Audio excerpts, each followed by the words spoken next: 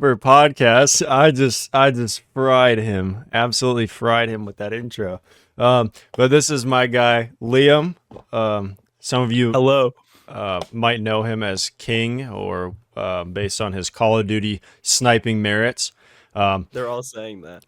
yeah, they The are. fans They're love all it. worshiping him in the comments section based on how good he is at Call of Duty. So make sure to Yeah. type King Call of Duty montage in the comments. But um, Liam here is a huge Lakers enjoyer of basketball, so I just kind of want to start off talking about the Lakers. The Lakers obviously have been starting off a lot better this season than probably their past couple, just due to having kind of that new coaching and that new method of their offense running through Anthony Davis as well. But D'Angelo Russell just kind of playing like D'Angelo Russell, really, like just very up and down kind of playing. He'll have a couple of good plays and then play like absolute butt, and you wonder why he's on the court at times. But Dalton Connect, all that good stuff. So I just kind of want to hear what your thoughts are on that, just as far as the Lakers go so far this year. Yeah, with the D'Lo thing, I think he's going to get traded at the trade deadline and he's going to have that like 2 month stretch where he increases his trade value. Last season he had like a 3 month stretch of like 24 points on like insane efficiency from three. And I don't think that's out of the cards of him like doing that again. It's a little different now because Dalton connects on the team and JJ Redick doesn't seem to like to play D'Lo as much, whereas Darvin Ham didn't really have like a scheme. So D'Lo would just end up like ISOing a lot, which gave him a lot more opportunities.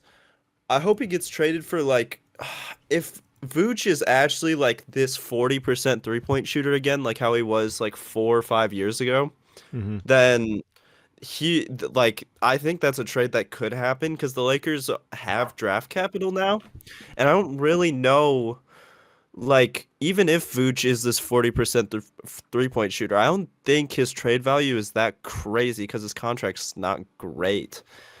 Um, D'Lo is on an expiring contract, which I think makes it a little confusing.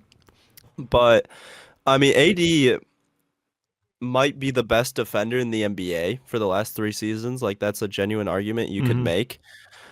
And I think like it's crazy having LeBron and AD on the same team and like consistently being like a seventh seed the last 2 years. Yeah. And then like they did make the conference finals that one year, but that wasn't because of Darvin Ham. That was because like AD was playing out of his mind, if I remember correctly, and like Austin Reeves had a really good playoff series.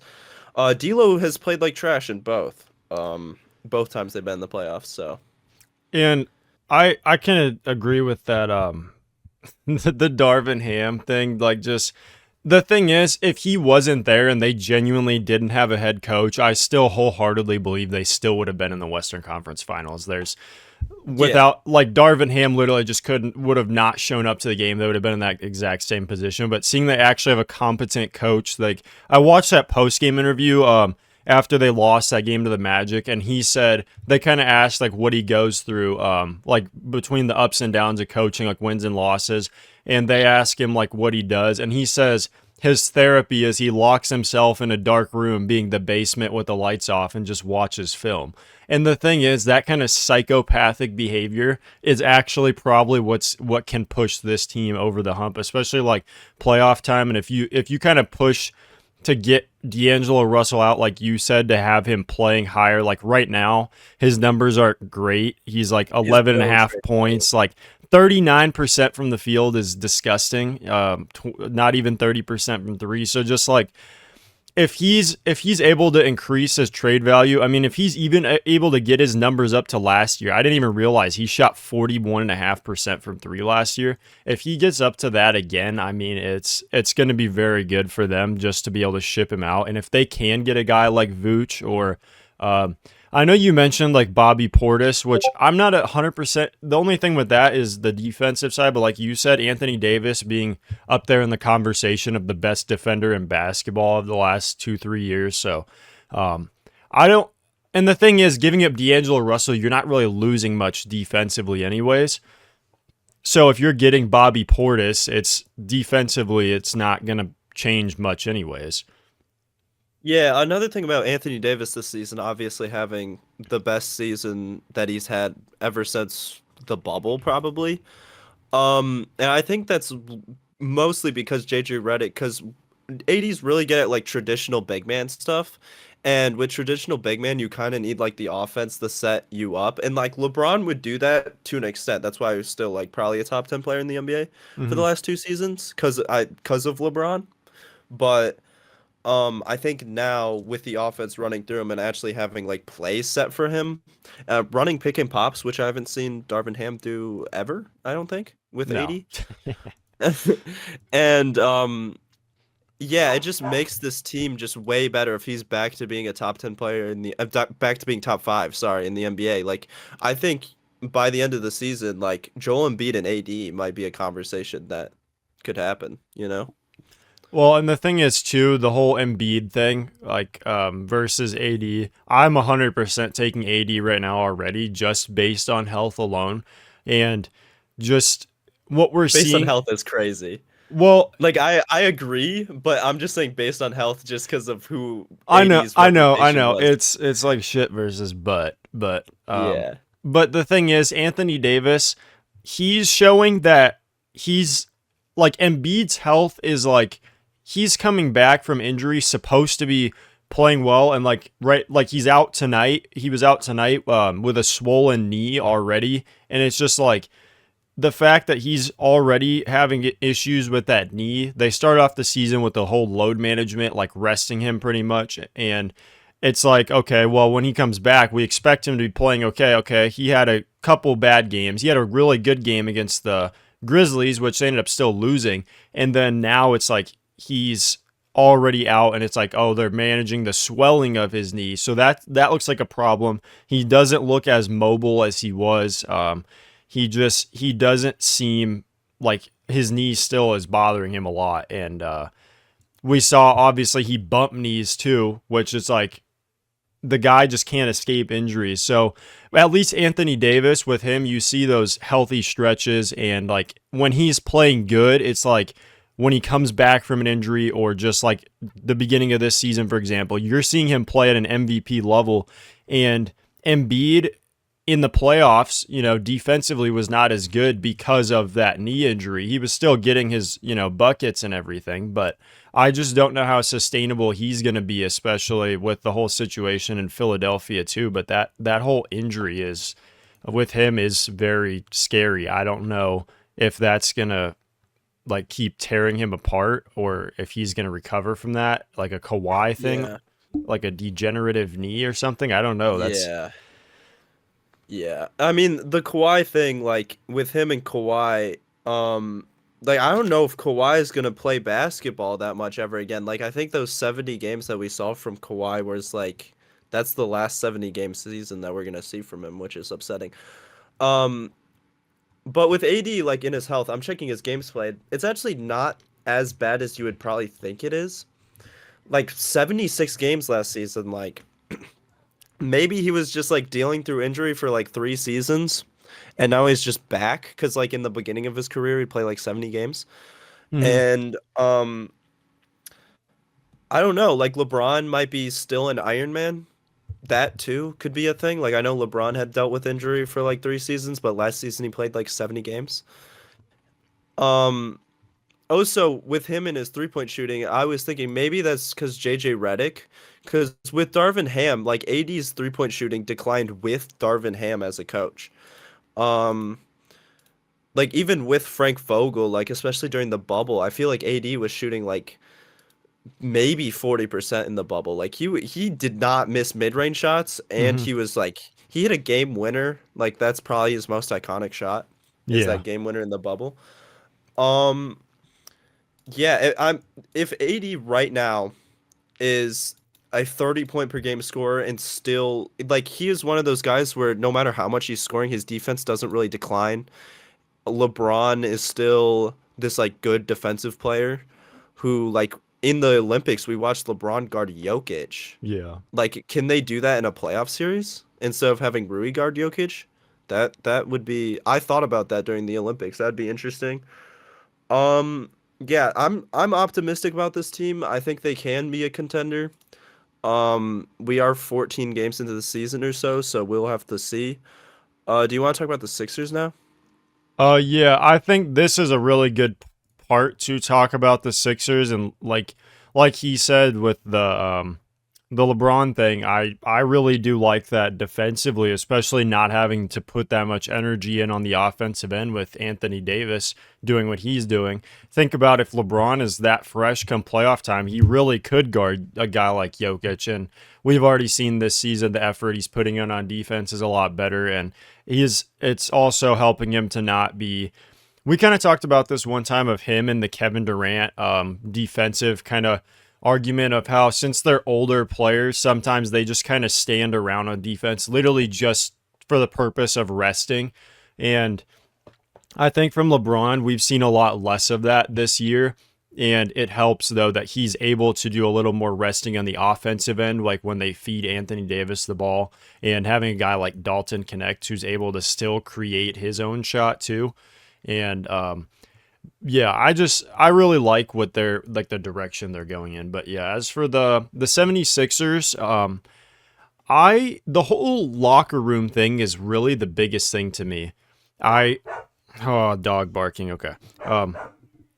But I think she's done. Oh, never mind. Okay. Aside from the 76ers, okay, sorry, this is just pissing me off. Yeah. So, aside from the whole, injuries of Paul George, Joel Embiid, all this stuff, I think that the actual locker room problem is probably worse than anything because the fact of Maxey having to tell Embiid, like, dude, you're always late to practices, stuff like this, that is a bigger problem than anything because one thing that it kind of reminds me of, it's not the same exact situation, but think of Lakers, Kobe, and Shaq, of how when Shaq is the kind of guy that's not going to be told, like Kobe was like, you're out of shape, coming to practice and stuff like that. It kind of gives me those kind of vibes because it's like Maxey, who's the younger guy coming in, is telling Embiid, who is the star of the team, which at that time it was kind of that way. I mean,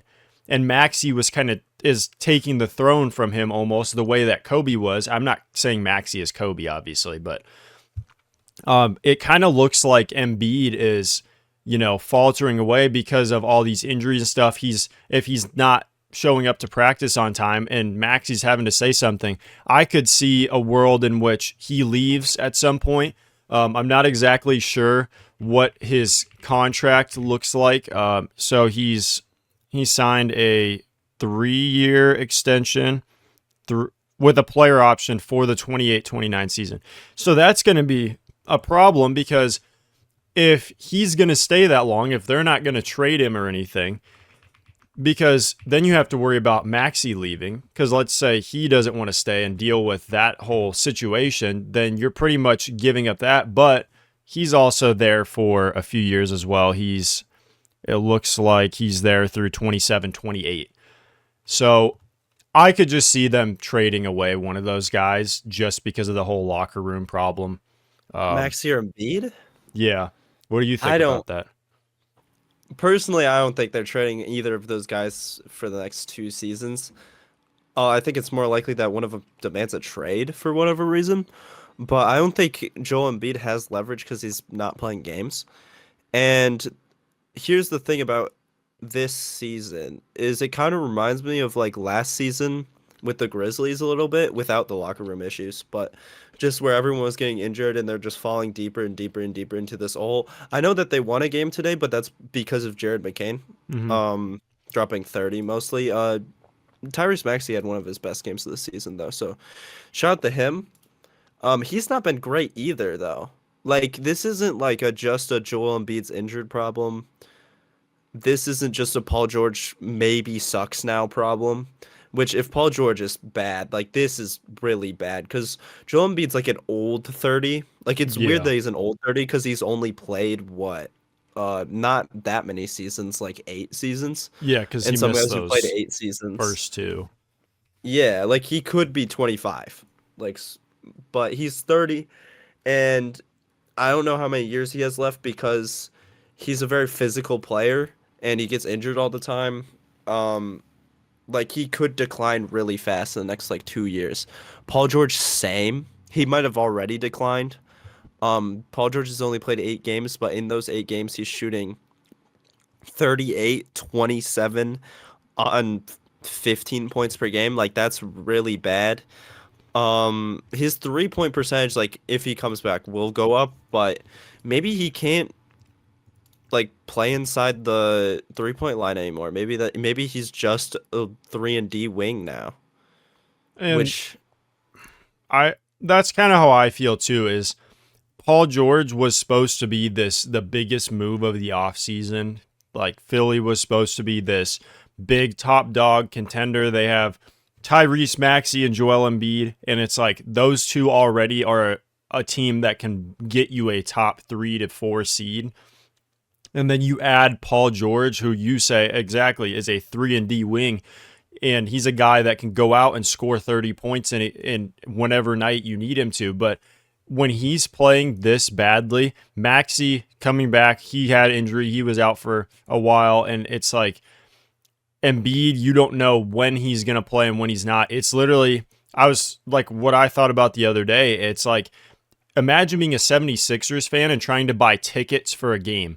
You would have to buy them the day of when you find out if Joel Embiid and Paul George and these guys, you have to find out when they're going to play.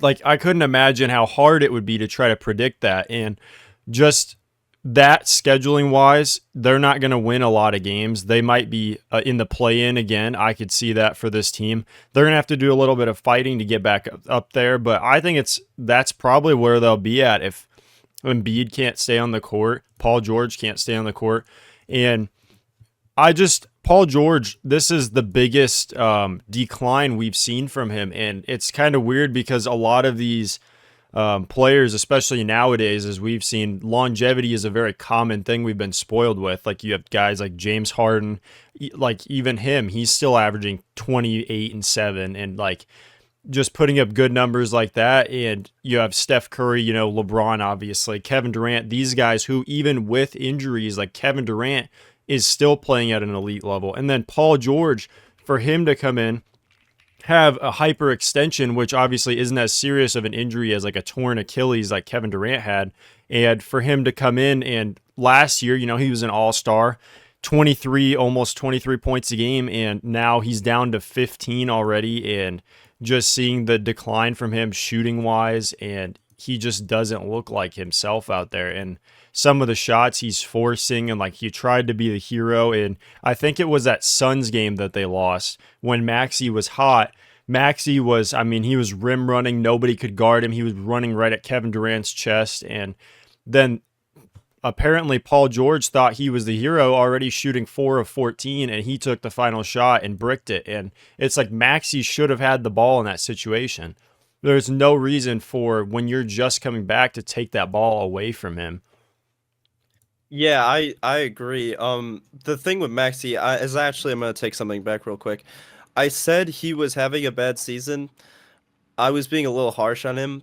Um, like he's had such a crazy offensive load. He just hasn't shot well from three. He's shooting 10 attempts per game and shooting 26% on those attempts. Like that's really bad. But from 2-point range, he's actually just as efficient as he's ever been.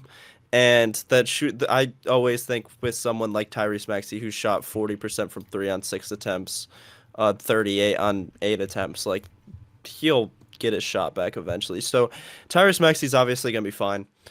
Um, but this team right now actually sucks at shooting, and that's even with Jared McCain being like this like crazy, maybe top 20 shooter in the league Mm-hmm. already. Like if people are saying Dalton Connect's top 10 already, then why isn't Jared McCain, in that same conversation? I say that as a Lakers fan.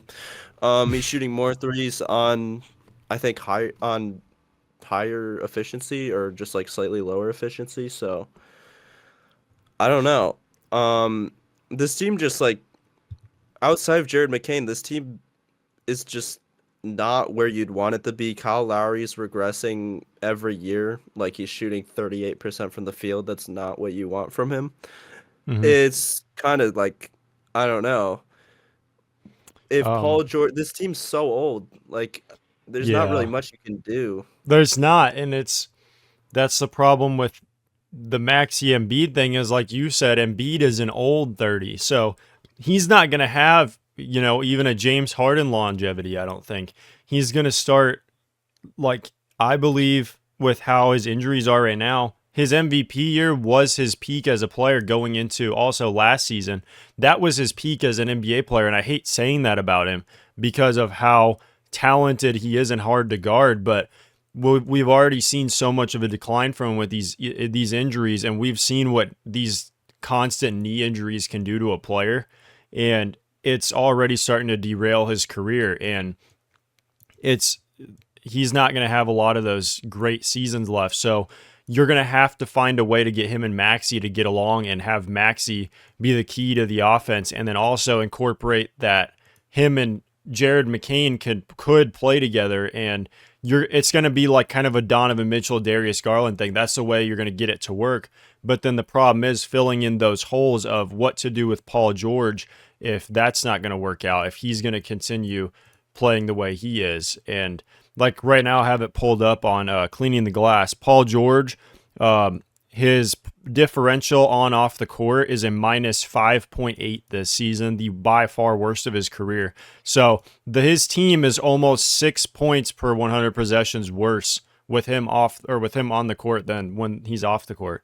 And he's a guy that's been a perennial all-star, and him and Kawhi were, for years, you had to debate who was better each season because of who was playing, who wasn't, and going into the playoffs. And he had good seasons there, but coming here, if this is the new normal from him, like what is 76ers, like I almost worry about them blowing it up because the whole Embiid thing as well. It's hard to play, as we saw in Los Angeles with the Clippers. It's hard to try to build a championship team with multiple guys who have injury problems.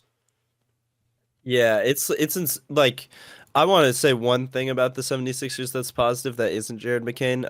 Gershon Yabusele is shooting very well from three. I just wanted to point that out. And he's been a good pickup for them. I'm assuming they got him. Did they get him after Joel Embiid injured himself? Or were they just like, oh, he might have been like, I'm not going to play back-to-backs, get another big.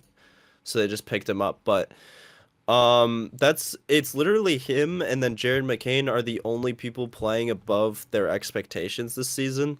Yeah. Paul George, Kyle Lowry, Tyrese Maxey, Kelly Oubre Jr. has been bad. That is true.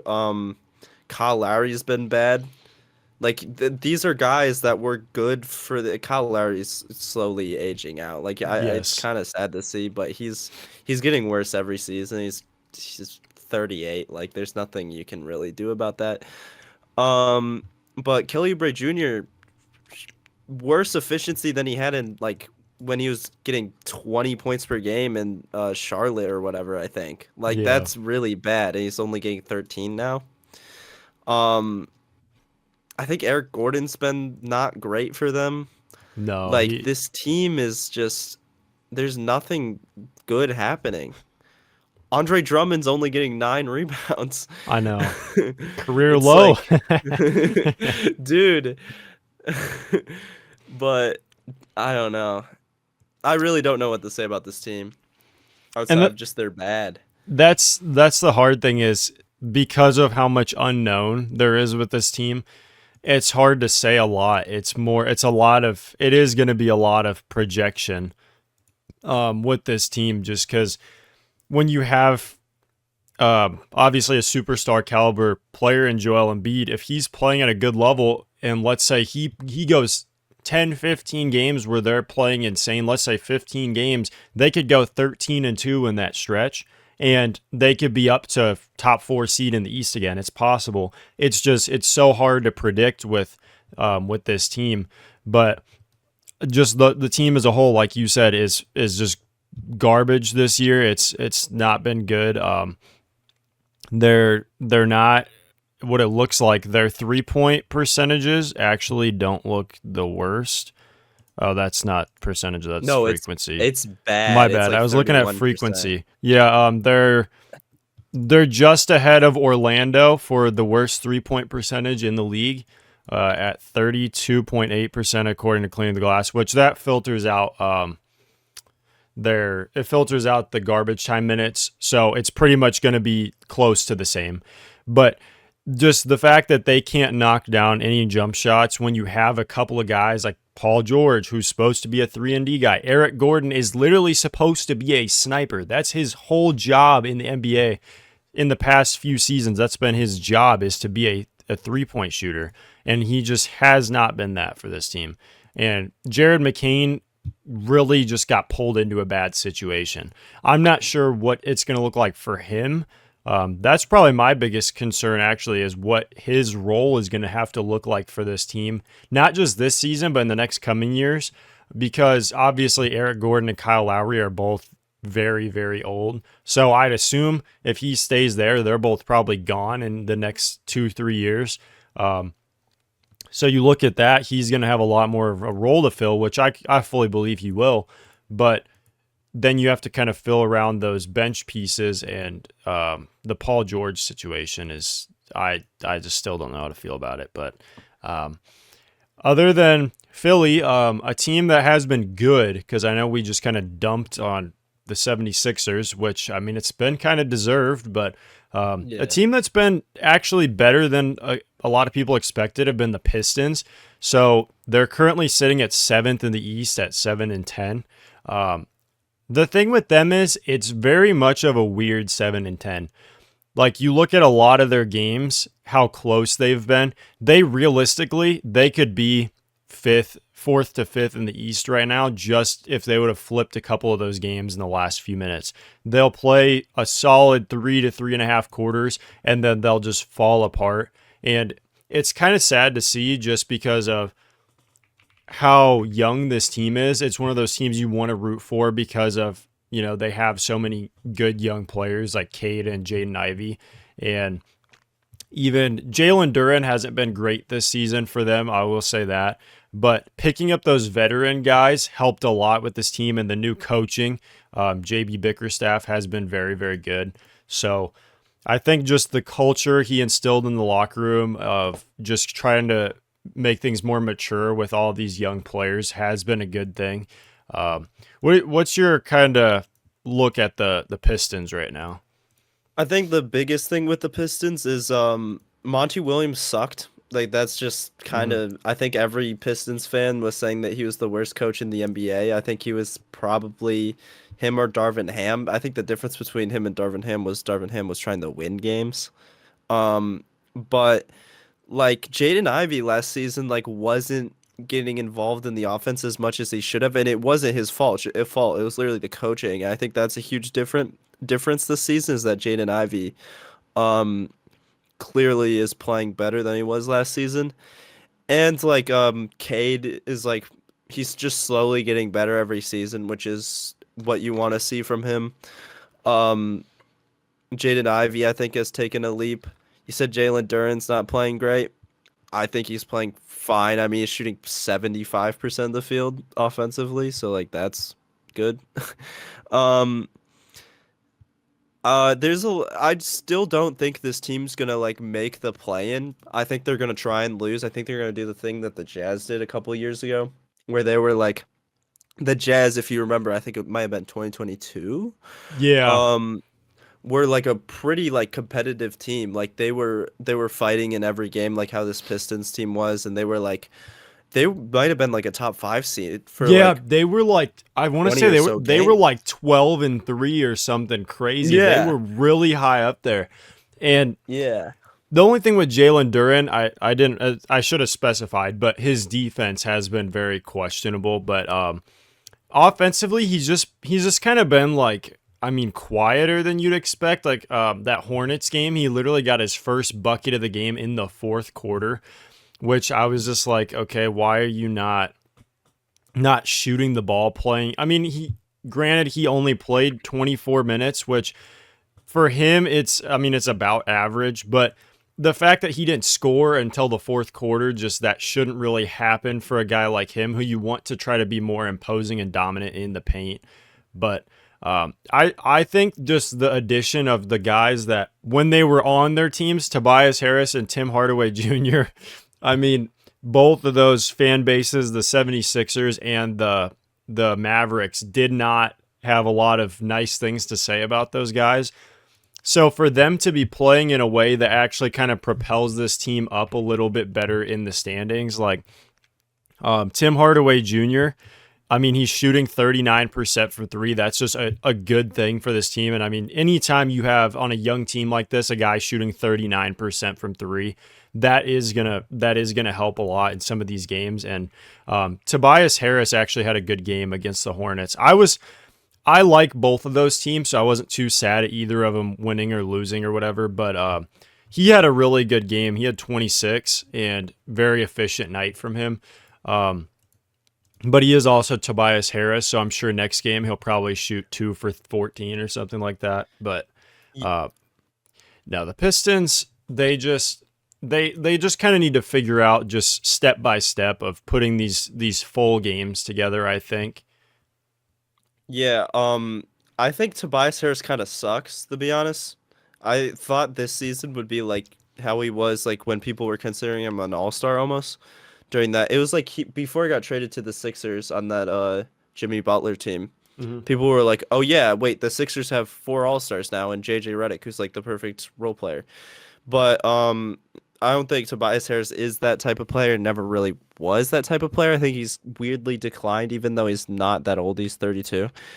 I think the real vet, not that, Tobias Harris and Tim Hardaway Jr. aren't positive players on this team because they are. Um, I think the best vet on this team that they signed is actually Malik Beasley. Hmm. Like he's playing so well and he's shooting 9 threes a game on 39% from three. The Bucks lost him just like in the offseason for nothing, which kind of like he's always been kind of up and down in his career. Like he'll randomly have a good season and randomly have a bad season. But this season is like one of those good ones. But even with the Bucks, I think he was shooting like probably 40%. Like it kind of sucks to lose a guy like that. Yeah, he was playing 30 minutes a game on the Bucks, shooting 7 threes a game on 42% from three. Like he's always been a high volume, high efficiency 3-point shooter, kind of underrated from Oh, that standpoint. I agree. And the funny thing is, I didn't realize how many different times he's been traded and everything, Malik Beasley, and how many different teams he's been on. But he, I'm gonna be honest. When I was talking about them, he completely blanked on my mind. I completely forgot he existed, honestly. But he's one of those guys that will definitely he snuck into this team very quietly and has shown such a big impact for his role on this team. And just the fact that they're able to put in a lot of these role players and guys that can like Malik Beasley, for example, who can go out there and have a good night where they can get you 20-25 points. So that eases up a lot for Cade, so he's not having to carry every single night. And I really like that they have so many good options right now. And I like what you said, though, about them kind of tanking again. I can see that very easily just because they still don't have a 100% direction. Obviously, you want to build around Cade and Jaden Ivey if possible. But like then you have to worry about those pieces. Oh, is Jalen Duren going to be our center we want? Are we going to keep developing him? Or do we want to try to go trade for a guy? Or do we want to draft a guy? Do we want to go try to get a Cooper Flag this year? It's a lot of question marks for this team, but they're still so young and they have a lot of time to figure it out. So I'm not super worried for them. I'm just kind of happy to see them playing competitive basketball, especially after when they absolutely stank last year. Yeah, Uh, dude. it's just a Yeah. good thing to see. Yeah, like 30 losses in a row. Like it was fun to watch to be like, are they gonna win a game? But I don't know. I mean, this team, like two more little thoughts about this. This is the first time Kata said spacing around him. That's cool. Hmm. Like any form of spacing. And second thought is to allow Jalen Duren to play more minutes and I think be a better player, they're probably gonna trade Isaiah Stewart. Um, Mm. there's some trade rumors with him and the Lakers because, like, if the Lakers, he could be good for the Lakers. I'm not really sure. Maybe him and LeBron still have beef. I If was that's the thinking case, that, that's bro. like He might. funny. Hey, his name is But Beef Stew, bro. Yeah, I don't. maybe, maybe. Um, I don't know what to think of Isaiah Stewart really. But like I just think him getting the same amount of minutes at center as like Jalen Duren and like running that double big lineup too at times is like just not a viable option, and they do it like for certain stints. Yeah. So I don't know Um, what he's doing this on this team. this player comparison is gonna make you laugh. Isaiah Stewart is he's a defensive Bobby Portis. Okay, that's I That's kind of That's actually, that. that's actually a good comparison though. He literally is. He's that exact mold of player. Just instead of the things that Bobby Portis does on offense, he just does that on defense. He's very much of that guy. Like Bobby Portis is a guy you don't want to piss him off because he will put you in a chokehold on the basketball court. That's Isaiah Stewart, but Mhm. kind of those Bobby Portis offensive bag talk. It's kind of like that. Bag talk. Bobby Portis bag talk. Bag Twitter loves Bobby Bro, we need Portis a Bobby famously. Portis bag work compilation. What do they call those? The TikTok, is it cone drills? They call it, yeah, cone drills, Bobby Portis, and it's just him frying like Yeah. the best, most elite wing defenders. Um, It's so funny. Dude, but and what if the Lakers get Isaiah Stewart and Bobby Portis? Does that make them a super team?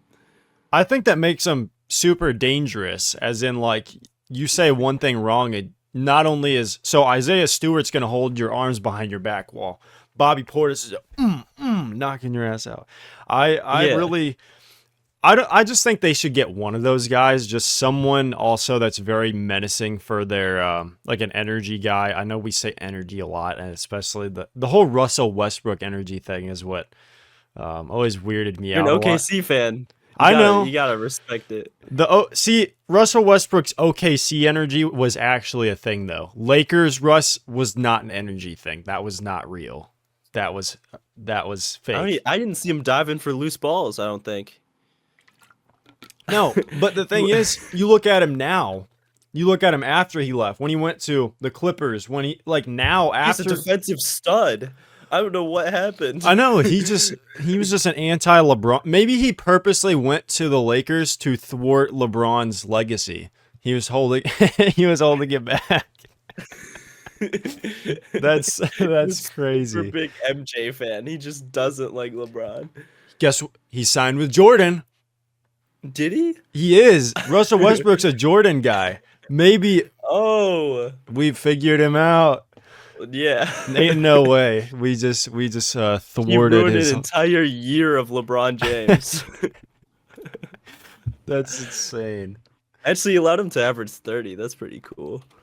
He did. LeBron was putting Yeah. up some stats. I'll never forget that year though when I was I was so like I didn't know how to feel about them because they were a team like when you'd watch them, they felt like they were better than their record was, and then they'd always still find a way to lose.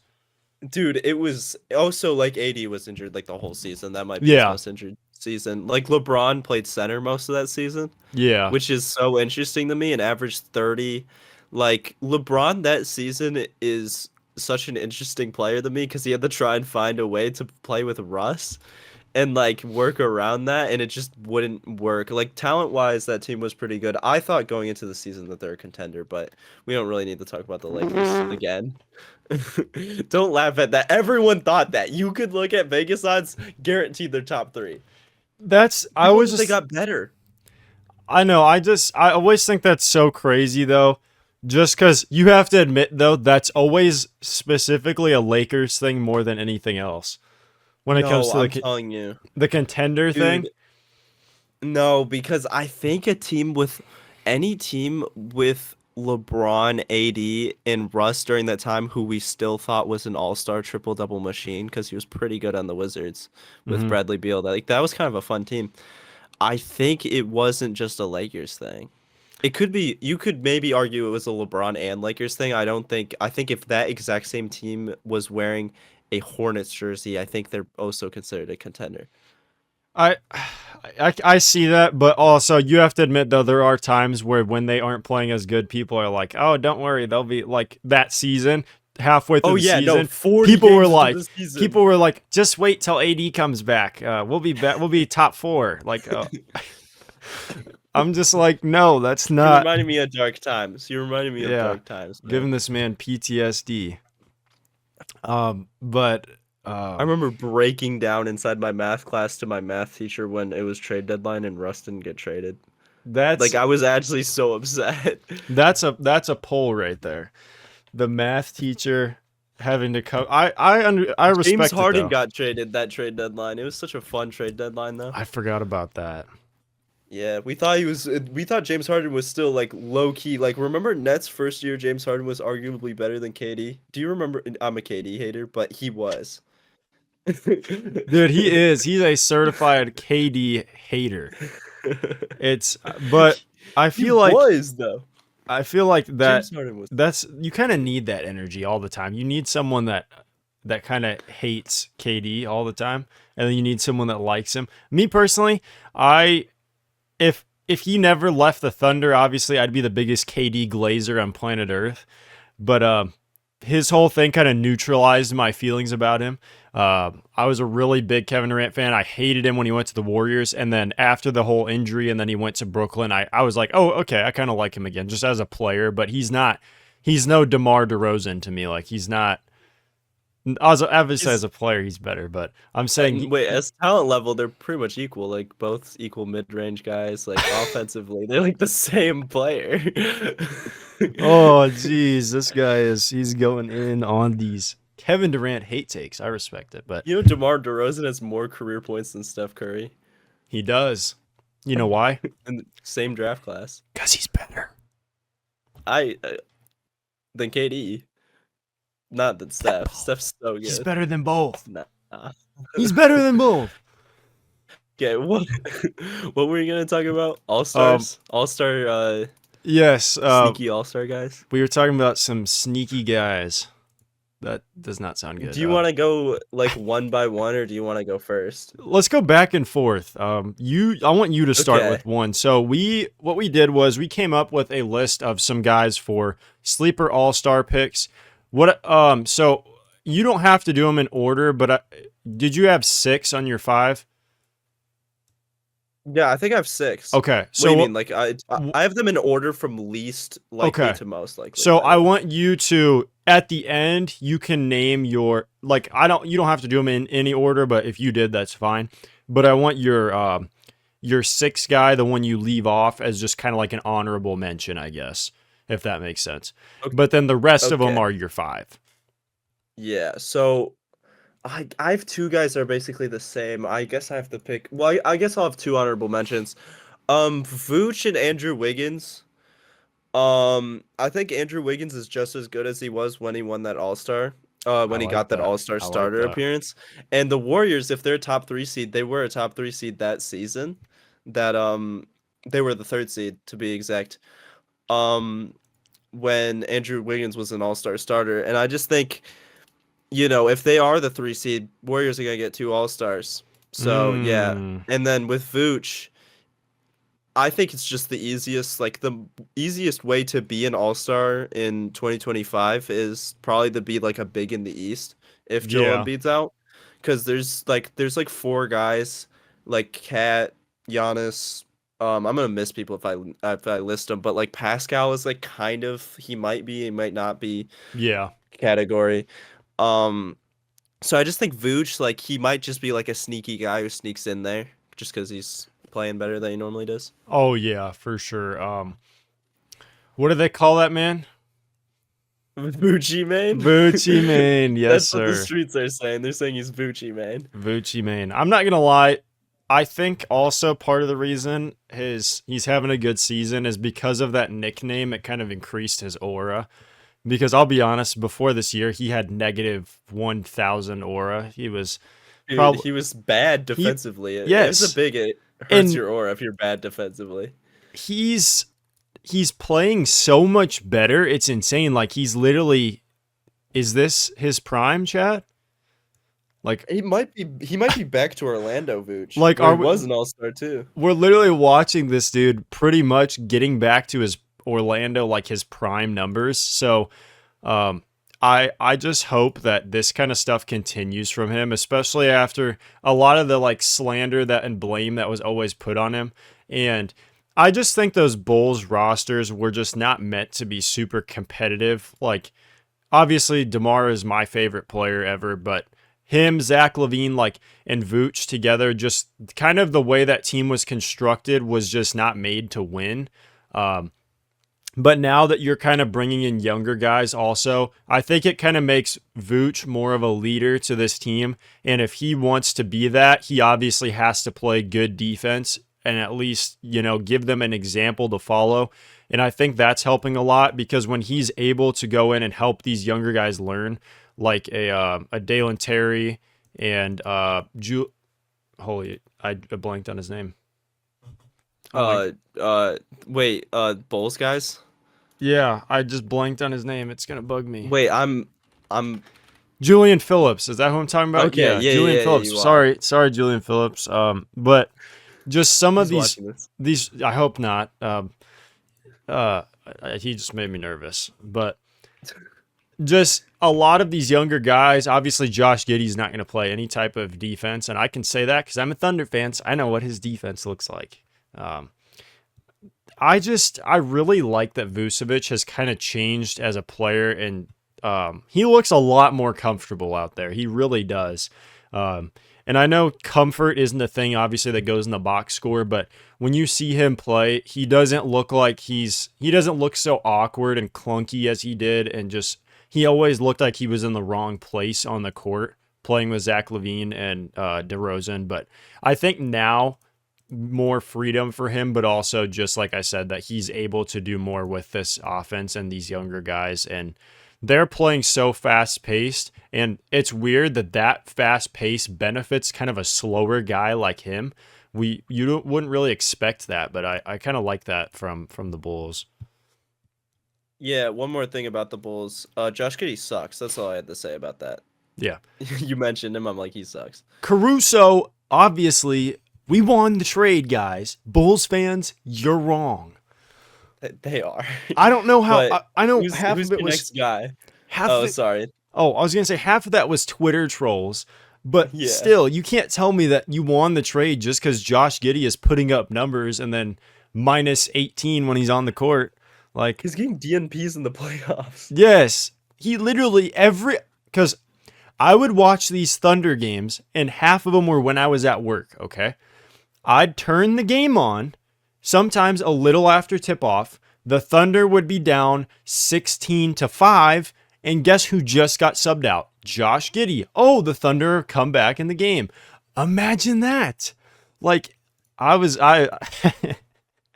but yeah, just he has not been good. But speaking of the Bulls, I just kind of want to throw out he's my honorable mention. I'm gonna take him as my honorable mention just because of numbers wise. Zach LaVine. The reason I've really liked him so far is he's been very clutch for this team in a lot of these fourth quarters of some of these close games. He's been incredible. I was gonna try to find whatever game that they played where he ended up hitting like 4 or 5 straight threes. I want to say it was like a week ago, but Zach LaVine has been putting up good numbers, 21 points a game, and he's shooting, 43% from 3. I just got a ladybug to the face. Okay.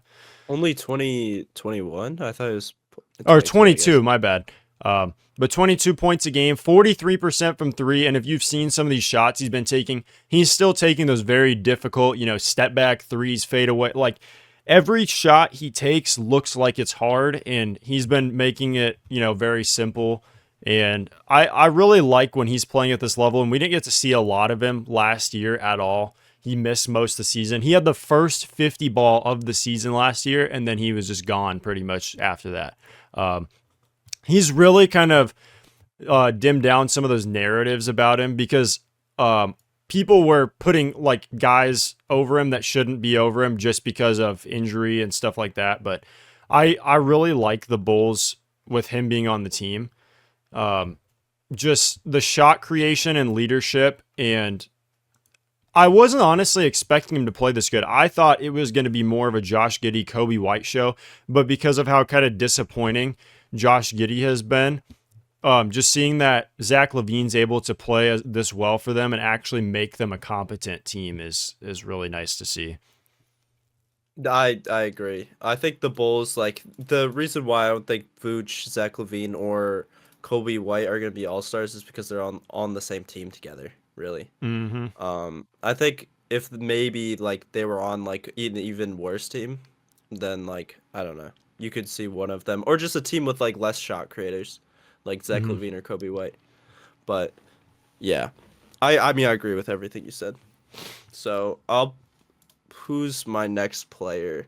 Oh, this is an interesting one. The reason why I said these two players were tied is because I have Draymond Green. I think he's slightly more likely to be an all-star than Andrew Wiggins.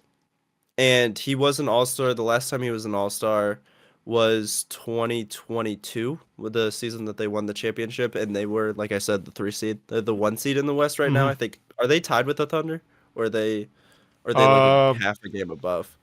let's see. It They doesn't are really half matter. half a game above. They're 12-3, and the Thunder are 12-4. Okay, so they're a half a game above the Thunder. I think it's actually realistic that they stay at around a 3 seed. If they're a top 5 defense and we get to All-Star break, Draymond Green's gonna be 100% in DPOI conversations. He just has to be. Oh yeah. He'll be top 3. I think it'll be him, Victor, and Chet. If Chet is healthy for a long stretch of time, which I think he will be. He was kind of an Iron Man his first season. Didn't he play all 82 games? Yep. He played all 82 and then all 10 playoff games. So yeah, shout Yeah, out to so him. there's no reason for me to think after Chet comes back he won't still be able to play 65 games. I don't think.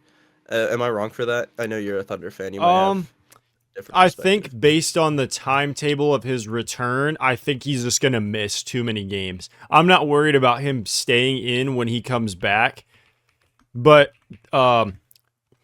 Did I think he was out for less time than he was? they said that he's gonna be out for he's gonna be reevaluated in 8 to 10 weeks from the injury.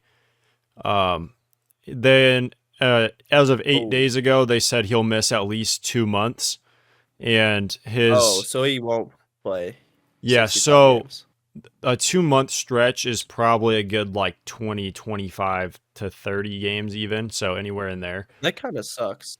He could Yeah, he could have been a DPOI this year, like I pretty know. He easily. was playing But like it. so it's literally him and Victor Wembanyama, and the Spurs are weirdly good without him. Like Hmm. they've won most of their games without him. Am I wrong? Like the last 4 games, they've Oh won like no, 3 or they whatever. beat the Thunder for one. I know that they didn't have a person on the team above 5'11", but Yeah, they beat yeah, the Thunder without Victor. Um, yeah. That's bad for the Thunder. I mean they were playing micro ball, but like yeah. you know. Um, But I say all this to say, if Draymond Green is also shooting 40% from 3 for the rest of the season, like he actually shot 40% from 3 last season, but just on lower volume. mhm. Um, if he does that again, but on twice as much volume, and this team's a 3 seed, Draymond could easily win DPOI because the Spurs won't be as good of a team, and Draymond will be an all-star. He literally will have to be because they'll give him either Andrew Wiggins or Draymond will be an all-star. I don't think both of them will if they I are that good. I agree, and obviously it'll be Steph, and I don't see. I mean, unless it's Buddy Healed, but that'd just be weird. Just since he's Yeah. off the bench, it'd be kind of strange, I guess. I think Andrew Wiggins is averaging like a similar efficiency, more points per game on better defense than Buddy Hield, so I don't think they'll give it to him. That and That's yeah, yeah. and Buddy Healed. I mean, he has done a good job though of filling that Klay Thompson role Oh yeah, for that's not this me team. dissing Buddy Hield. No, no, I no. just I think know. Andrew Wiggins is better. He's definitely been playing a lot better. And Wiggins, you can tell though coming back like after the whole thing with losing his father, just coming back this season. I think after everything is He's playing like he's finally okay to be out there because before, when the whole thing was going on, we knew he was out for a while with personal issues, and we'd all like assume that that's what that was like as of now. But um, just seeing him play at that level now that he was playing at before, it just kind of showed that all those things around him that he sucked were literally his mind wasn't in the game with everything he had going on in his personal life. So it's good to see him back, and I think it would mean the world to him too to get that All-Star nod. Yeah. Yeah, that is true. People would root Um, for him. People do root for Andrew Wiggins, which is good. I do too. So Absolutely. Except for when he hit that one game winner against the Thunder back in like 2017, and Timberwolves. he banked it in off the glass off the illegal screen by Karl Anthony Towns, and I've never forgiven him for it since. But you just had your second one, right, Draymond? Yeah. So you Okay. got your second one. So, So that was my first one because honorable mentions. or yeah, mine was my honorable mention. I mean, Yeah. yeah, Yeah. okay. So the next guy that I have, or the first guy actually on my list, I have Tyler Hero. I like this. The reason I put Tyler Hero on here for how kind of disgusting the Heat have been at times this season. They're still fifth in the East. They're 6-7. Bam Adebayo's offense has not really been there yet. He had a couple of really rough games. One of those was against the Suns, and when you get locked up by Nurkic, you know you're really having a bad offensive season. Um, but seeing that Tyler Hero is having, the best statistical season of his career, and like it's not even close. His splits, almost 49, 45, 88. That's incredible, like splits, and 24 points a game. And they really have needed this from him. Obviously, this is a team that in my standings video, I said that they were going to struggle without having a dog in the regular season because you need a guy in the regular season that can go out and carry you night to night to get through there and be higher in the standings. And when Jimmy Butler is obviously not doing that, Jimmy Butler he hasn't been very great this season offensively. 21% from three is just not something you want to see from a guy like him. He's never been a great 3-point shooter, but the fact that it's the lowest of his career except for his rookie season. 50% from the field though, so obviously that's not too bad, but just the Heat as a whole have been a little weird this season. Um, I've kept up with their games a little bit, but just for Tyler Hero to be playing like this, I really do like this because then if he's still keeping up this efficiency and playing at this all-star level, by the time Bam Adebayo's offense gets back to what it was, or hopefully better, you'd hope to see a jump from him. Then maybe this team could even push, to be. I mean, obviously the East standings are disgusting right now, but with how they are right now, they could be, 3-4 seed with how they're playing. So I would really hope that, I'd hope that Bam can get back to that because, 42.5% from a center is nasty. But shout out to Tyler Hero though for everything he's doing for their team right now, and he is a huge part of the reason that they are where they're at in the standings. Dude, Tyler Hero for me, we'll get into this, is a sneaky most improved player guy. Hmm. Mainly for the reason like his volume actually hasn't changed. I think it'll go up during the season. His volume is lower than it was last season, averaging 4 more points. And he is like shooting crazy from three. Like he's not going to shoot this amount of threes on this percentage for the rest of the season. I think it's like 44. It'll go Yeah. down like to 41 probably, which isn't that much of a difference. But I think what is sustainable about this Tyler Hero is that his finishing is way better than what it was last season. Like Yes. him as a finisher has taken like a no, I won't say a huge leap, but he's actually a good like to passable finisher now, and he's doing like more shot creation now. I'd like to see his shot diet. I feel like he is shooting a lot of catch and shoot threes, but there'll be some games where it's just like, oh yeah, like I have to score. Like he had one crazy game where the Eric Spoelstra game where he like fucked it up, where he called a timeout, where he Yeah. uh The you know what Pistons I'm saying game. about. Yeah. Yeah, they lost that game, but Tyler Hero had like 40 points, 50 points in that game. Am I misremembering? Like Um, he went off. Let me see. I'll find that for you though. But I want to say he had like 40, 40. Yeah, he had 40. Yep. Yeah, at 40. Like dude, like he was doing so 10 much shot threes. creation that game. Oh yeah, another just side note I'm just gonna throw out there is someone's gonna break the 3-point record this season, like for a single player just in a game. Um, I'd love that.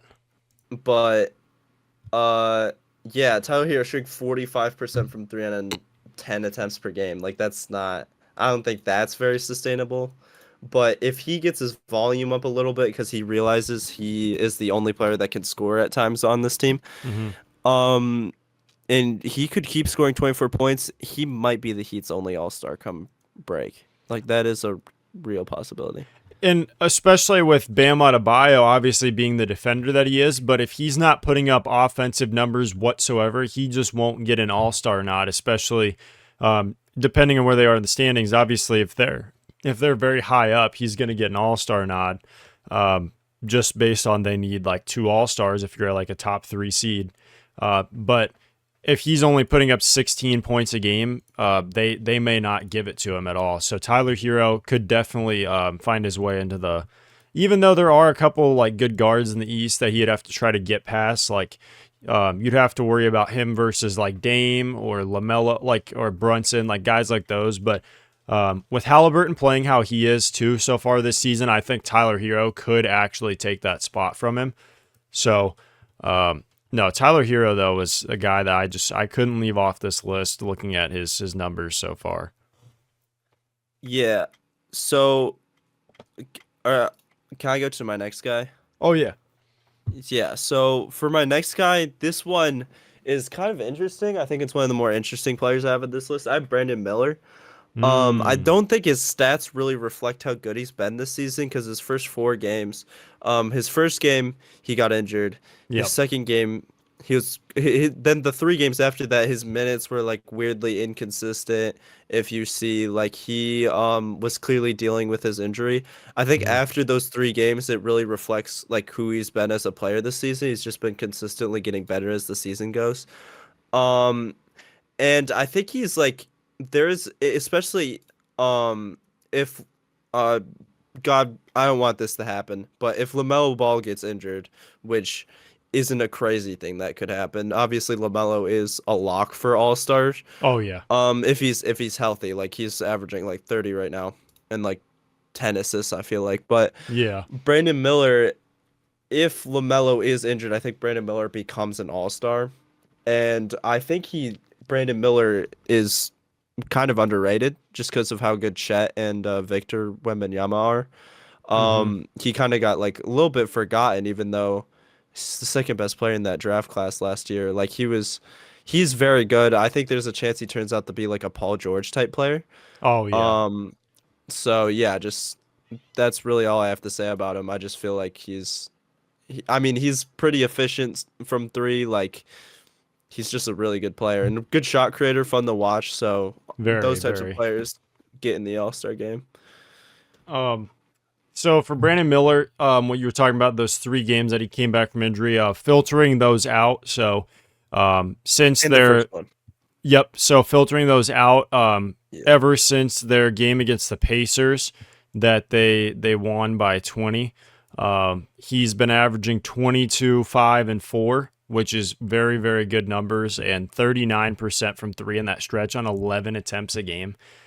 His free throw numbers are kind of bad. The fact that he's not getting to the line at all this season is He didn't kind get to the of line last season. I didn't realize this. He yeah. he only averages 2 free throws a game last season, pretty much. So for a guy like him, you want his free throw numbers to go up. You want him to get more aggressive, just getting to the basket and drawing that contact. Because if he's going to be that physically imposing on the rim, think of what it can open up for guys. Like if he's on the court with like Trey Mann, even because Trey Mann is a very, very good underrated shot creator for himself this season. So if if Brandon Miller is able to put that much pressure on the rim, then think of what it can do for those guys. Even for LaMelo, it can open up even more for him.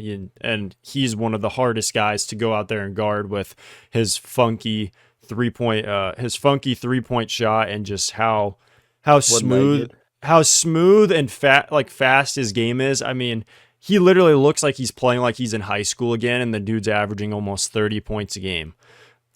Have you It's seen the stuff with LaMelo that's like he looks like he's playing with AirPods in? I heard somebody say that, and Yes, I haven't unseen that ever he since. does, But dude. dude, if maybe we should just lock Brandon Miller in a room and just like have him watch Joel Embiid and like old James Harden and and like Dude, maybe oh he'll my just like god. start shooting 5 3 throws a game. He'll start like throwing Five, if himself he across watches those guys, he's the gonna shoot court. like Yeah, like 25. maybe even some Kyle Lowry. Just watching him throw his wagon around will help him. That well, the thing is, if he has the audio on, it's gonna blow his ears out from how loud it is, that thing. But That's, that's um who's your player, man? Who do you got next? my next guy, kind of another sneaky pick. Well, these guys are all sneaky picks, obviously, but I have Cam Thomas. So for the my cat will not leave me alone, and it's actually really irritating me. So Cam Thomas, though, so far this season, averaging almost 25 points a game. He's been doing a lot for this team. He had a 40-point game, 43 against the Knicks, and they ended up losing that game to a Brunson game winner. But 43 points, and I mean, you had like Mikal Bridges on him who couldn't do anything to him all game. Like it's really hard though for a guy like Cam Thomas to get on an all-star team with a team like this, because he's one of those Yeah. guys, like the numbers he's putting up are like around Brandon Miller numbers, like pretty comparatively, scoring and rebounding assist wise. But it's hard to get on an all-star team like that when you're the number one guy. For them to give him this all-star, he's going to probably have to bump that scoring up even more, 26, 27.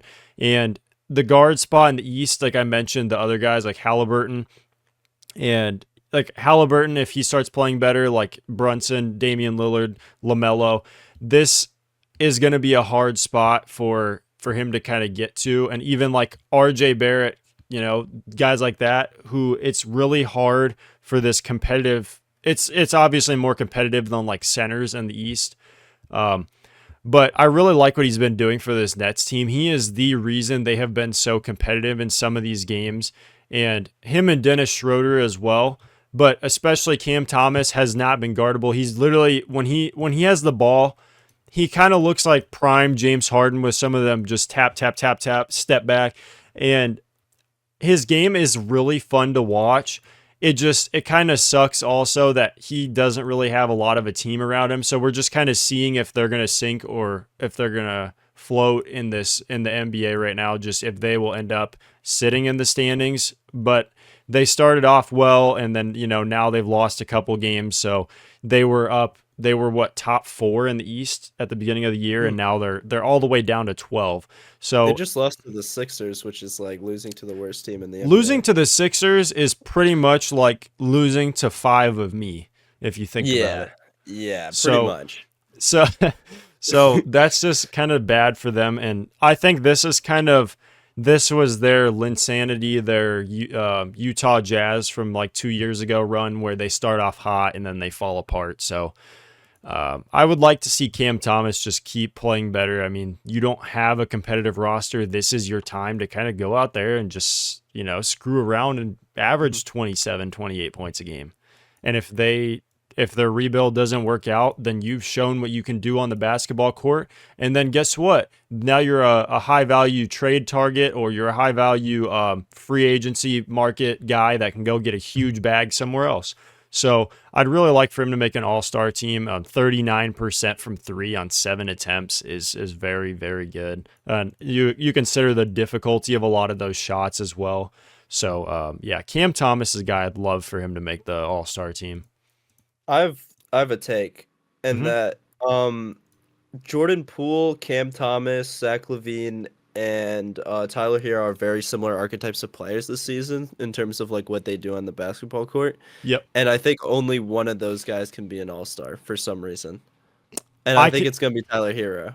I can see that because you think about an all-star, the numbers wise part of it, they never put a lot of guys in that are just strictly buckets and don't do a lot of other stuff. Yeah, and like They Tyler Hero is going to be on a good team.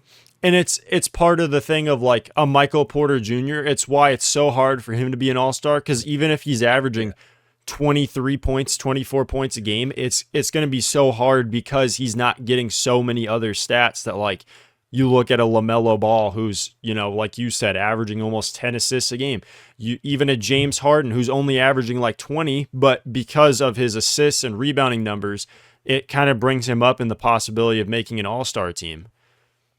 We are completely like LaMelo Ball's not averaging 10 assists a game. Is I he don't know why not? I said that. He's averaging 6.7. Oh, bro, But I thought he was. I thought he's he's averaging like averaged 8.5. he's averaged 8.5 in the past. Like it was a Oh, reasonable conclusion that we came to, but he's still averaging 29.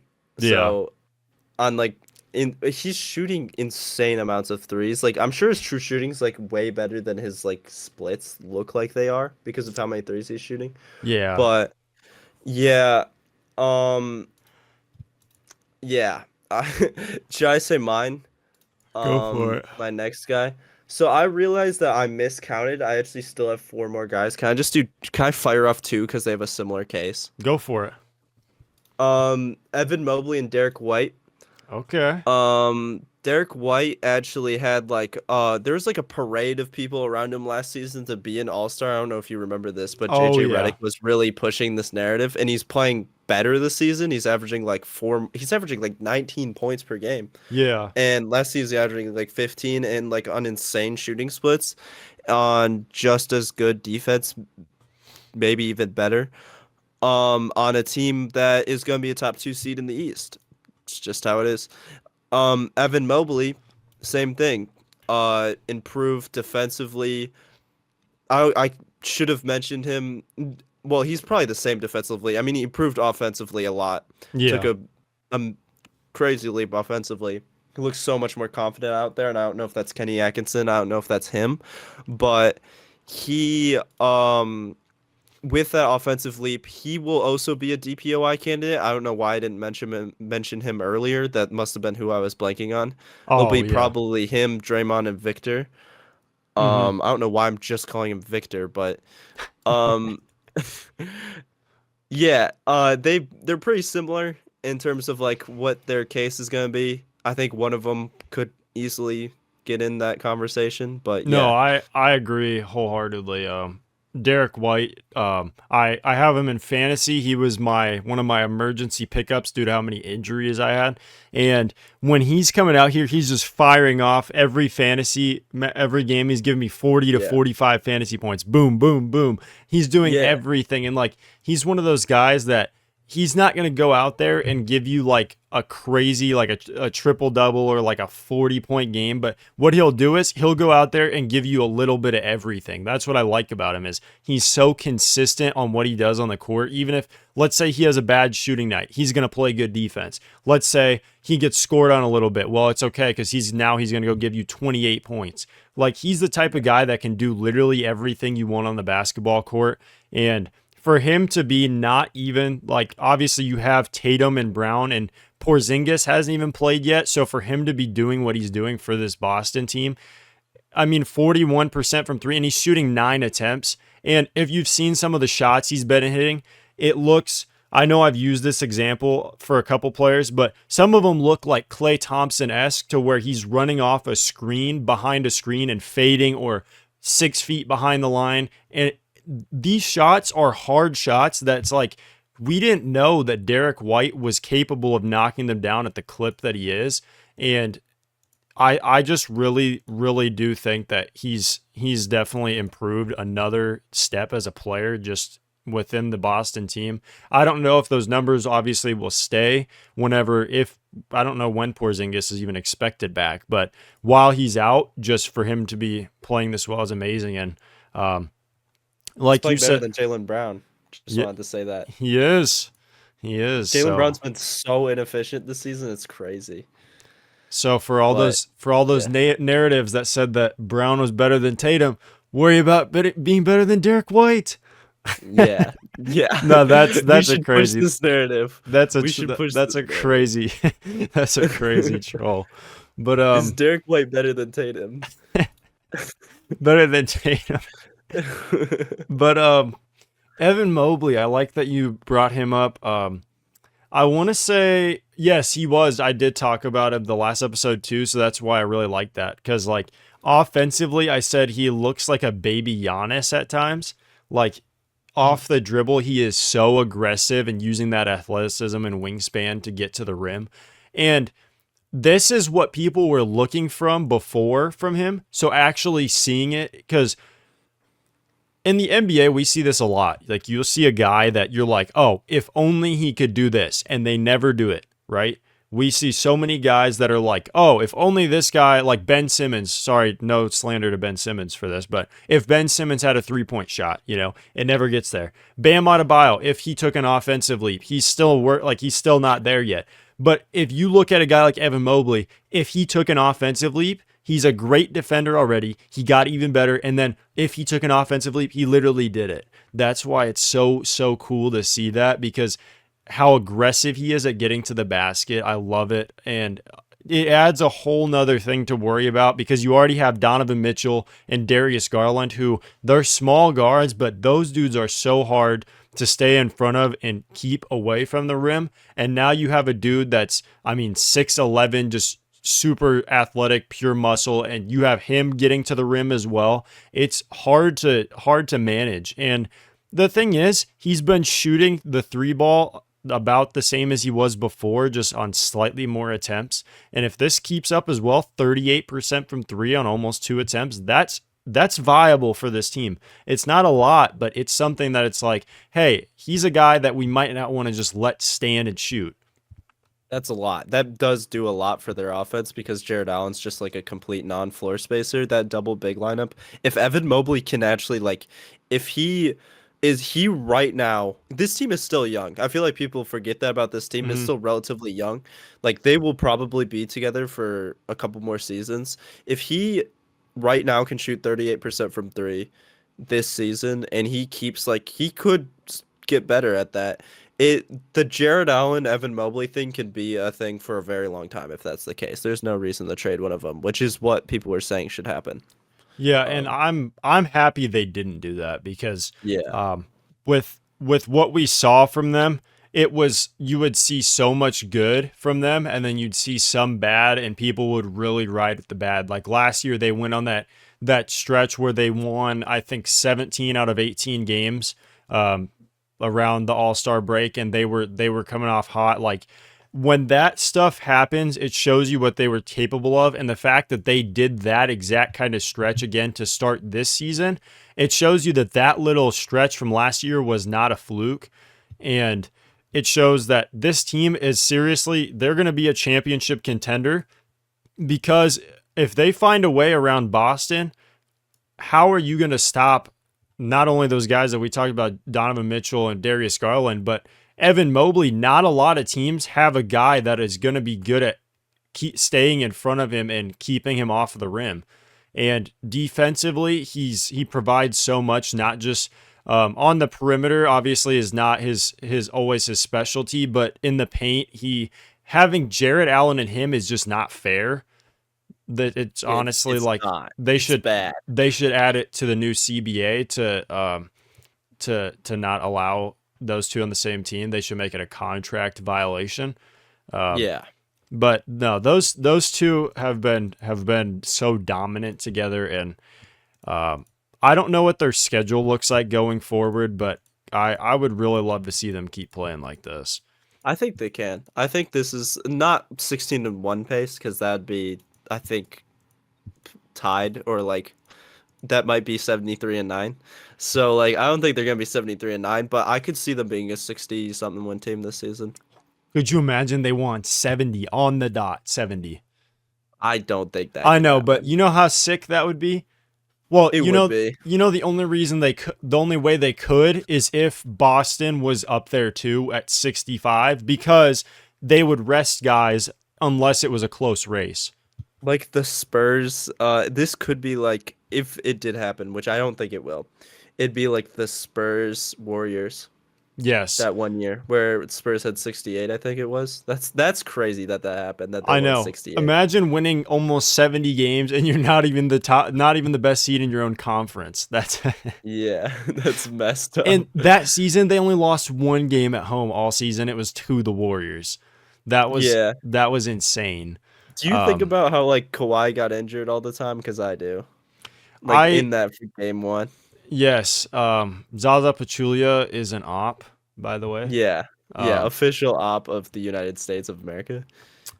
I I think about that, and then I think about that Rockets series more than anything. That Rockets Warrior series where they Oh, missed Chris 27 Paul. straight threes. Yeah. Like, I bro, think about if Chris Paul was playing. if That they probably just doesn't made happen. if they just made like They win.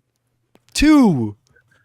Like, okay, I'm not saying I'm an Overtime NBA at player, least. but if you're telling me Yeah. if you let me shoot 27 NBA threes, I could make one.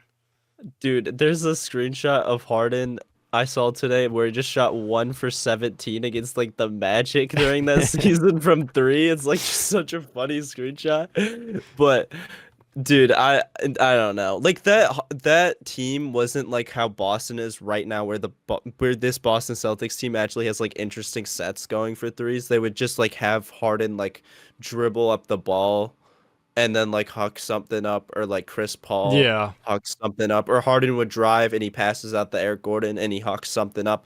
There's nothing like that interesting about that. I think Mike D'Antoni, for as ahead of the time as he was during, the Suns era and during that era, is not that great of a coach, and he yeah, doesn't really do much defensively, but that's not what we're really talking about.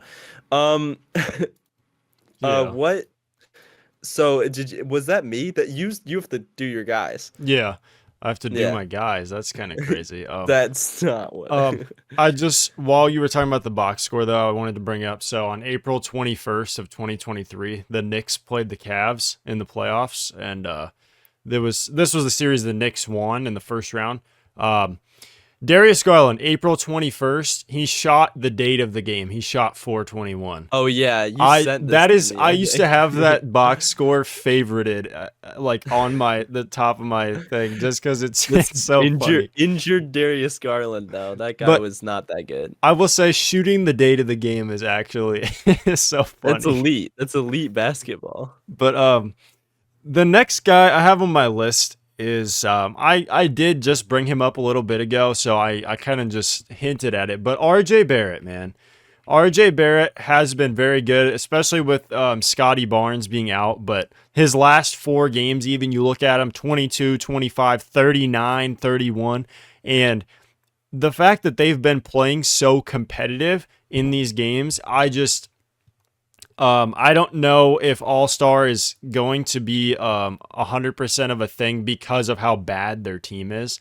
But his numbers, he's averaging 24, 6.5, and 6. That's very, very good. And there's a big playmaking leap from him, especially. You see him running the pick and roll with Jakob Pertl, and just as a ball handler in that situation, making the right reads has been something that Knicks fans always wanted from him. So for him to be able to do this now and do it well is very good. His shooting splits are honestly they're not great, but a big part of that also has just been like just in. I mean, a lot of it was towards the beginning of the season. Now it hasn't been as bad, but it's still not great. He's getting to the free throw line a lot, though. He's averaging 7 of free throw attempts a game almost. So just things like that for him. Efficiency has never been his strong suit, obviously, except for once he got to the Raptors last year. His efficiency was nuts, but I think if he just keeps this efficiency up and just slowly grows it over time, that'll be huge for him. And 24, 6, and 6 is really, really good numbers for a guy like RJ. So I think with Scotty back, we'll have to see how that goes. But I think they've kind of learned what he's capable of with handling the ball, and I really like what he's able to do for them. And I'm sorry. He's averaging 6 assists now. What happened? Was I not? I'm watching some Raptors games. I just didn't know he was doing that. My bad. well, part of it's in the Boston game. He had a triple double, but he had 15 assists. Oh, Um, still, that's a lot of elite. those, I believe, were to Jakob Pertl. Jakob Pertl was dominant in that game. He had like 30. Oh yeah, he had like he had multiple games with 30. Wait, what's Jakob Pertl doing this season? Yo, Jakob Pertl might be the Wait, guy. maybe a sneaky all-star? Oh man, that number just hurt me. I thought it was gonna be better. It's 17 still. How is That's it only not bad. 17? 17 on 60% shooting, but maybe we check the last couple games. I swear Last though, I thought he was doing better. second half of the season, he's averaging 19 on 62% from the field. From Guys, game 8 is to game is 16. Jakob Pertl an all-star? Okay, Jakob here we go. Pertl. In his last 6 games, he's averaging 22 and 12.5 on 66% shooting. He is the GOAT. Basically. He's a dog. He dropped 38 the other day. I don't even know. But yeah. So you guys are RJ Barrett and Jakob Pertl, obviously. Yeah. Do you have anything else to say about RJ Barrett? I was just surprised that he averaged 6 assists. I don't have too much to say about that outside of what you said. I think he's a fine pick. I think he's in the most improved player conversation. Yes, absolutely. I think it's just like I said, the hardest thing is just the Raptors. They're competitive, but they're not winning competitive. They stay in games, but they're very good at. I think they've mastered the tank actually. They've done it in a way that they play their guys to the hardest. They play so well in these games, and then they find a way to still lose, so that next year they'll have a good draft pick. So I guess that's just the way to do it now. Yeah. I mean, I agree. I think that's the best way to do it. I think you're gonna like this next pick I got. I got J-Dub. Ooh. If Chet's gonna be injured, I think Mhm. he's easily their all-star. He's been consistently playing better like throughout this season. I think if he was my pick for most improved player like before the season started. I don't think that's completely out of the cards if he keeps getting better. Like his all around game's getting better. Obviously he played the 5. He like played the 5 better than you would think he would play the 5 Yes, maybe. yes. And even though they did lose to the Spurs. That's okay. Um yeah, I just think J-Dub, he's been playing great, and I think he probably will be an all-star. I almost thought about not putting it here because it might not be a dark horse. Like people might expect this. Well, and the thing with J-Dub too is, especially as a center, we saw the offensive versatility that brought from him. Just what he's able to do, how athletic he is in getting to the rim at will. But I think my biggest thing, speaking of him, has been his defensive versatility. The fact that he's able to literally guard 1 through 5 is Yeah. incredible. Obviously, there's been times where he hasn't looked as good, but Nurkic didn't make a field goal against the Thunder, and I know it's Nurkic, but he's also a big body, so the fact that Jalen Williams is allowed to, or he's able to shut him down, like Derek Lively against the Thunder didn't have a good game either, and that is in part that, or a big part of that is J-Dub, because he's so elite defensively he can guard, literally he can guard on the perimeter, he's fast, good at getting in transition on defense, and I just love that when Chet is out, we have a guy that plays like so much bigger than he is. He's listed at 6'6", and sometimes I swear he's the same size as Kawhi Leonard, but he's He's not. not 6'6". There's He no way. he is. Wait, are you serious? I'm not joking. I thought he was 6'8". Wait, No, I'm looking this you know, up the right funny now. thing is, I used to think he was 6'8". He was He's listed listed at 6'5". he was listed at 6'5", and then recently he went on Twitter and said that he's 6'6", which I'm like, okay, either way. But the fact that he plays so much bigger than he is. I always swear he's the same size as Kawhi. Like, I'm not I wrong for thinking actually, that, I right? actually thought he was 6'8". Like I'm not. This is I not like I me know. joking. I thought he was 6'8". I did for a while too, and then I was like, why is why is dude listed at 6'5"? But no, it's because he plays so much bigger than he is, and he has such a long wingspan. I want to say his wingspan's like 7 I foot. I pulled up his Oh, I just 7'2". oh my god. So that might be why. That might be part of it. But Dude got I some like how I mitts on just him. googled Jalen Williams and it has him listed at every position besides point guard. But yeah, I mean he's J-Dub, yeah, I mean it's pretty self-explanatory why I have him here. He has, I mean people say this about him all the time, but he has no weaknesses in his game like he really does. Hmm. And yeah, it's crazy that the Thunder have him and Chet, which are potential both future All NBA players. Oh So yeah. yeah, yeah. Always good for some good Thunder glaze when it's not just me doing it, obviously. So happy to hear that. So when you said Jakob Poeltl, I didn't have him on my list. I thought it was fun to talk about him. Um, Yeah, I don't have him. I just no, said he was I'm on just your glad we were list. talking about him because he has been having a good season. But Yeah.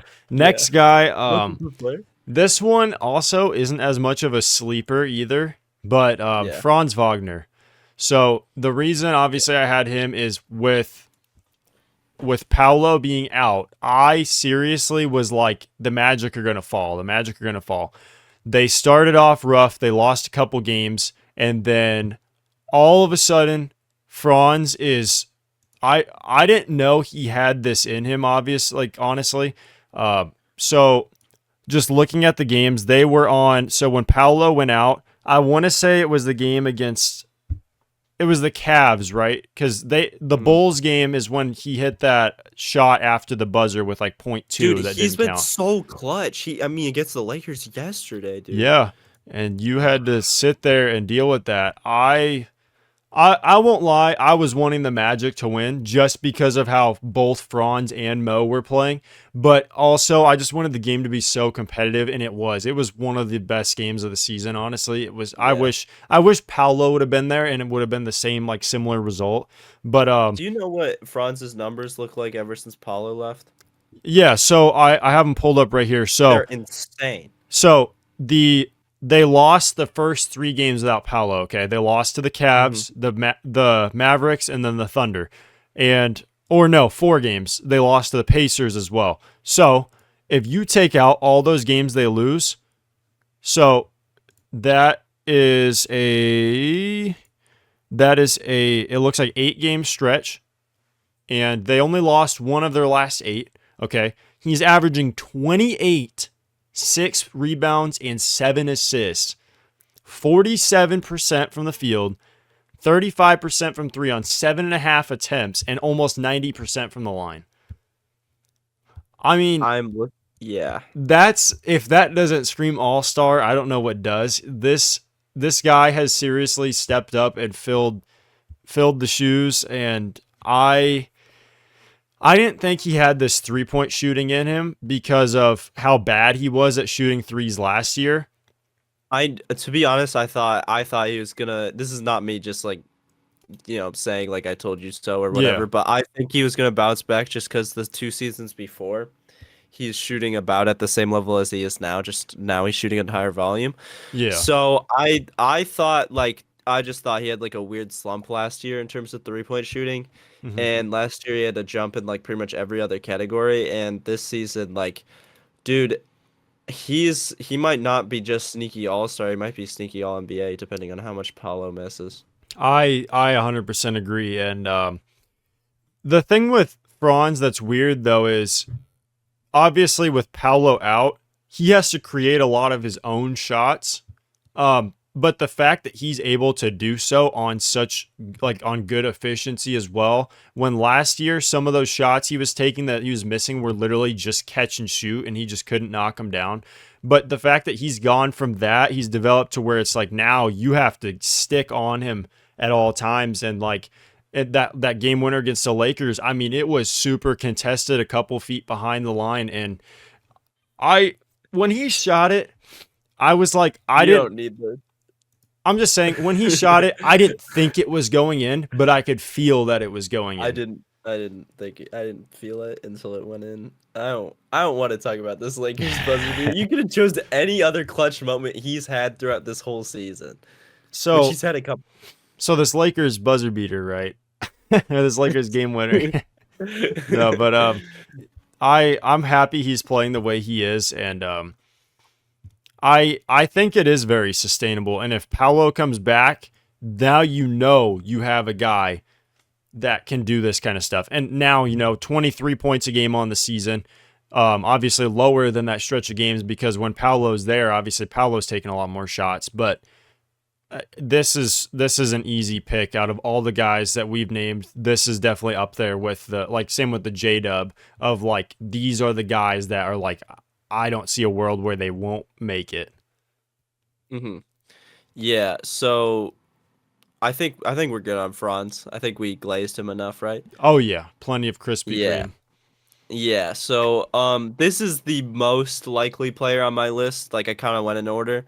I think to be an All Star. I have Jaren Jackson Jr. Mm. I don't think he's like weirdly sneaky, but he's also not because he was like a DPOI All-Star. Like I feel like people forget he was an All-Star that season because he only scored like 16 points per game.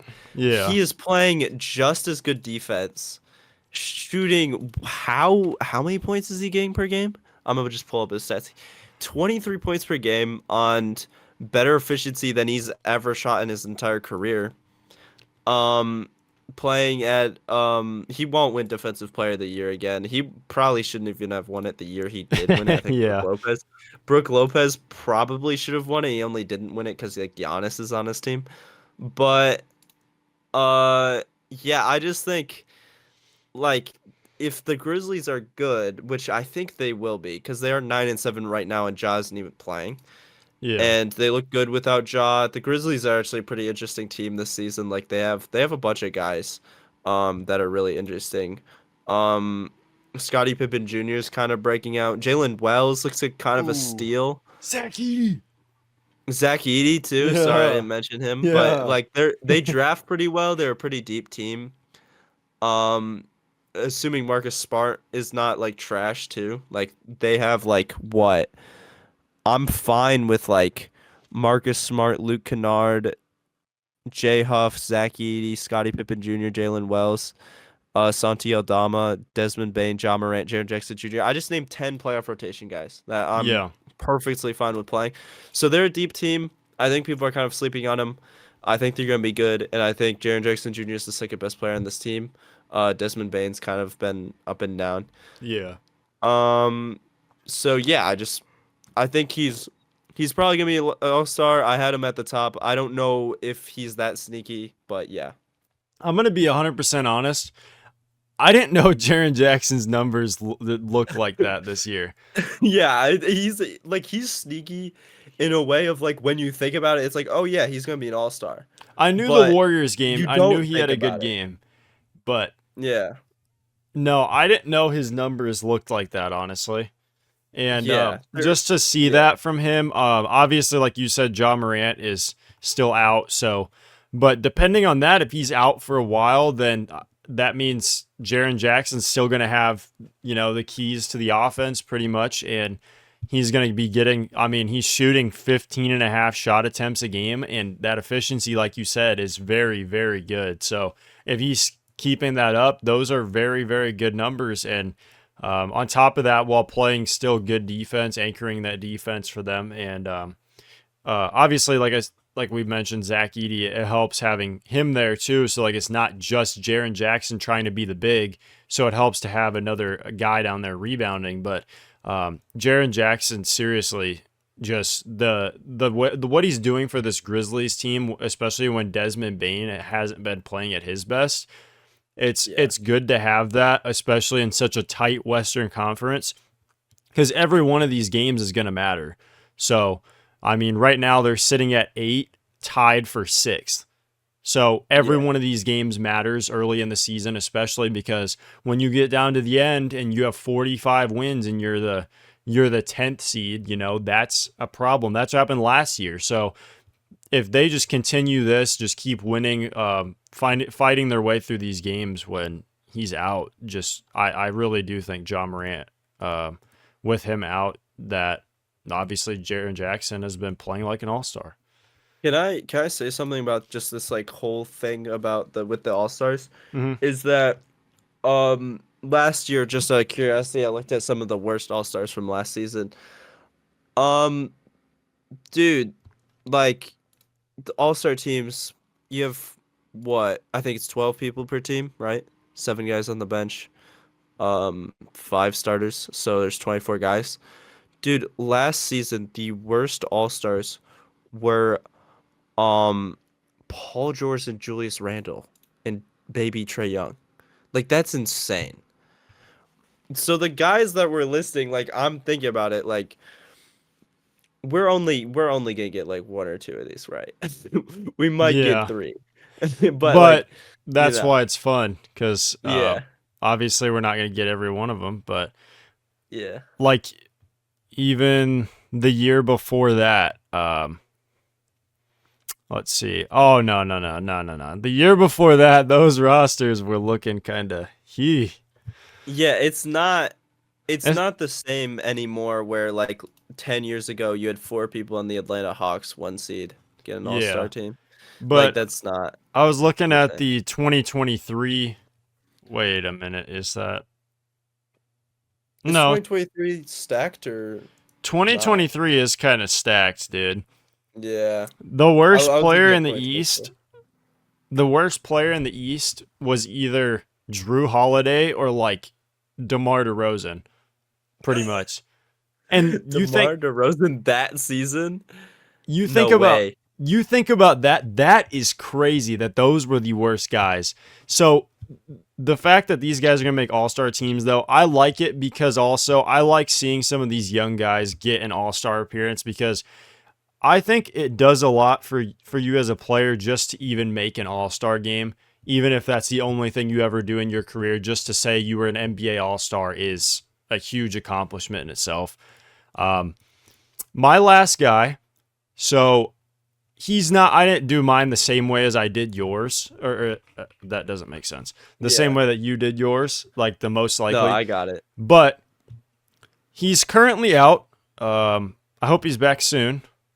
So my guy's Norman Powell. Norman Yeah. Powell. So he has Most been, improved player. dude, he's been insane. Eight Dude. 3-point attempts a game, shooting almost 49% from three. Some of these guys don't even shoot 49% from the field. This dude does it from three. 23 points a game, three rebounds, 2 assists. You know, them Cam Thomas looking numbers. He's But a shooting guard. Like he's a shooting guard, he like is a 90 shooting true guard. shooting guard, dude. He catches the rock and it's going in the basket. I really like what he's been doing for the Clippers, and the Clippers are another one of those teams that people didn't expect them to be this competitive. You know, you don't have Kawhi. There's no timetable on if he will play basketball again, if he will come back, anything like that. So seriously, the fact that he's playing at the level he is and James Harden not having to do everything offensively. James Harden has literally been a pass first guy in a lot of these games. So the fact that he has a guy, Norman Powell, that can run off of some of these screens and get open, he's been very aggressive getting to the rim as well. But some of the difficulty of some of these off the dribble, just weird fading threes. He had one against the Thunder actually at the end of the third quarter. I specifically remember he was running to the corner, caught it, literally fading, falling out of bounds, and buried it. And I'm just like, what do you do to stop this guy? You can't. It doesn't matter what you do. You can pretty much tackle him out of the air, and the ball's still going to go in. So Norman Powell, I really hope he continues to play this way because it's the whole thing of Paul George, the addition by subtraction. I thought that was cool of him saying that with Paul George, not like he wasn't fully dissing the Clippers. It seemed like he was like sneak dissing them a little bit though. Yeah.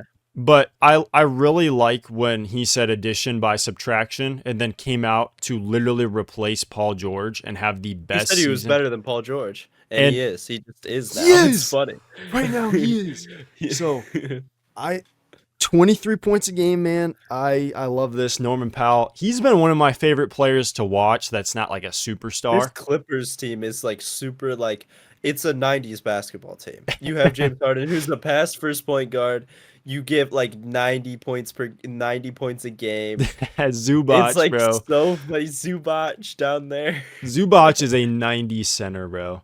Dude, everything Absolutely. about this team is 90s. It's so fun. I But like it. They're so fun though. I just hope they continue to play this way. I really do. And the Clippers, I wasn't high on them going into the season just because of no Paul George and obviously Kawhi gone pretty much. But no, they've proven me very, very wrong. So I'd love to I see think I had them. him as the 13th seed. I had them I at thought they were giving him I thought the Thunder was getting picks. I thought they were getting Cooper Flag. if the Thunder got Cooper Flag, bro, you might as well just mail him the Larry OB. Yeah. Mail it to him. Next five Larry Yeah, O'Brien trophies. just have them pre-ordered straight to the arena. But Dude. uh, yeah, the Clippers, just as a team, not even just Norman Powell. I've been really happy with them. But If I was a Thunder fan, I'd be hoping they're doing trash. Like I'm a Lakers fan, so I'm like, oh, I don't want the Thunder to be OP. yeah, But if I was a Thunder fan, I'd be like, yeah, I want this team to lose as many games as possible and be in the lottery. and that's like I am like that, but also I'm like I'm not 100% worried about it just because I do like the current roster we have right now as the Thunder. Um, Yeah. so the thing is, I don't know what we could really do with a guy like Cooper Flag, if Yeah, that but what makes are you gonna sense. do with those picks? What That's is Sam Presti doing right now? What is he doing in his dungeon or wherever he lives? I'm His just basketball I'm dungeon. kind of wondering if he's using it to keep like feeding the system of like the all these guys are so young, they're going to keep developing and then he's going to keep bringing in these young draft picks. And if we have other teams draft picks that are bad, if we did get a Cooper, not necessarily a Cooper Flag, but like another Jalen Williams, you can develop them up while these other guys are still playing, and then you keep like repeating. I don't know if that's what he's trying to do.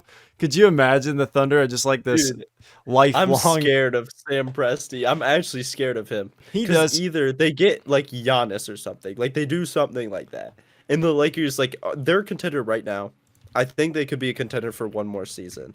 I'm just scared of the Thunder. I just think they might stop the Lakers from doing anything. The thing is, Sam Presti, he honestly, yeah, he scares me a little bit just because He's the best GM in the NBA. It's not even close. I just don't know what he's cooking up, dude. I just hope whatever it is, it's very good. So I mean, he has so many picks. I So know. many. Do you think he It's just concerning. do you think he just goes home at night and just just like fantasizes about all his draft picks? It looks at him. Dude, who is the Bucks picks? Someone has Bucks' picks this season. They don't have their own draft picks. Please don't tell me it's Sam Presti. I actually don't know. I just know the Bucks don't have their own picks. The Bucks 2025 to um the Pelicans protected for selections 5 through 40 or to Brooklyn for 1 through 4. Ooh, Brooklyn might be getting something if they trade Giannis. Wait a minute. If Brooklyn's bad, right? Yeah, And Milwaukee's bad, bro, they yeah. could get Cooper Flag and Ace Bailey. Brooklyn doesn't have their own picks. Oh, There's no way. wait. Yeah, they do. Because of there's no way. How would I they think have they their own do. picks? Because they lost them all in the James Harden trade. Houston probably has them. Are they protected? Um, yes, they do have it. They They have have their it. own pick this season? Yep. I So that's crazy. they Wait, could if the Bucks literally just suck, that's crazy. they could literally get Cooper Flag and Ace Bailey. Wait, hold up, this writing's fire. Imagine if the Nets, after all this dumb trades, dumb like fake super teams, they like naturally recreate this this homebred super team. That I'm not gonna lie, Joe Tsai would literally be better than Sam Presti. There'd be I no think debate. so. I think so. Do they also they traded Kyrie and KD at the right time? Like they have to have Hmm. stuff. Did they get So, their own picks from that trade? ooh, that's a good question. That Do they doesn't ha- make sense if they did. Unless they did a three team, which I they don't? don't Do they remember the have any trade at picks all. from the Mavs? Besides Mikal Bridges. They have to, but that doesn't the Mavs are gonna be good for a long time. Wait, can I look up Brooklyn? Can I just look up Brooklyn Nets picks they own? Yeah, I think so. Brooklyn Nets future draft picks. I should have looked up draft capital actually, but they actually have Knicks no protections, but the Knicks are gonna be good. They own their own, and they have Bucks 1 through 4, Oh, and then they also have OKC, Houston, or Phoenix round to one. I don't. This is like a paragraph. I don't understand this. They must have got this through the trade though with Phoenix, Yeah. and then Oh, it's probably one of those like multiple like team protected picks. So like if it's a certain range, then a different team gets it. dude, they get bare minimum 3, maybe 4 picks this season in the first draft. They have so much draft capital now. I'm actually surprised. Bro, the whole first round is literally just going to be the Thunder and the Nets slap boxing back and forth of who gets the better draft pick. Okay. And with the first pick, the Nets with the Milwaukee Bucks pick. And then it's, the second pick, the Thunder with the Los Angeles Clippers. Oh, yeah. Like, it's literally just going to be back and Dude. forth. It's going to Yeah. be crazy. I mean, the Clippers are probably gonna be good though. I could, yeah, I definitely think so Yeah. too. Yeah. Is there anything else we really want to talk about though? I mean, Do you want to talk about most improved player real quick, just because we went over those guys? yeah, I think that's a good idea. So that sounded fake as hell. I'm sorry. That sounded like I literally looked at a script when I said that. That was nasty. But most improved player, there's quite a few guys that really come to mind. So obviously the guys that we named. One of them that I was really thinking this was going to be most improved off the first few games, especially, but kind of fell off. So I don't know if he'll be back to that. A little inconsistent as well. Trey Mann. I was really looking at him at the beginning of the year. Yeah. You know, those 20 Thunder legend. point performances. I'm not mad that the Thunder traded him either because he needed to He play wasn't good somewhere. for them. We Yeah. literally didn't have a spot for him. And All the thing Thunder is, fans have the same opinion on him, I feel like. dude, we could have just kept him and got rid of Josh Giddey. Yeah, but you got rid of Josh Giddey for Alex Caruso. for Alex Caruso, so like it works out. So as long as we just didn't have Josh Giddey on the team, no offense, Josh Giddey. So, but yeah, that's about You it. suck at basketball, but So so you damn. Damn. so for me, like I have like just on the top of my head, Paolo could win it if he has like a jaw type leap. yes, You know what I'm talking about? Like where Ja had the sophomore season where he was like good, where you expect him to take that superstar leap, and he did that, and he won Most Improved Player of the Year, even though Desmond Bain probably should have won it, or whatever. He could do that. Norman Powell, I Yep. think, is in the front running. That's for who that. I literally just typed into. I think Franz Bronze, yes. could win it too. I think RJ Barrett could win it. I think Tyler Hero could be a sneaky one for that. Yes. Who else? Jakob Pertl, as of today, we found out sneaky guy. Sneaky guy. Also, no, statistically his numbers don't jump out at you, but Who? no. I lost my own list. There's probably someone on my own. I was looking Evan at a Ben Mobley. Thompson. Oh yeah, I feel like his numbers are like the same. Even though His he's playing numbers way are like different. very identical, but he Yeah, has that's been what I playing a thought. lot better. Yeah, I don't know where my own list went of my players. Oh, here it is. Yeah, Evan Mobley maybe. Yes. Jordan Poole. Does that count? I If he's think just so. good now. Because here's my thing is most improved. I don't know the exact criteria of the award. It still doesn't make sense to me. It really doesn't. It It never will. doesn't. That's what's so But confusing. I think Winning it made it make no sense. I think a guy like Jordan Poole, the way he went from having, arguably the worst season since, he became Jordan Poole, um, Yeah.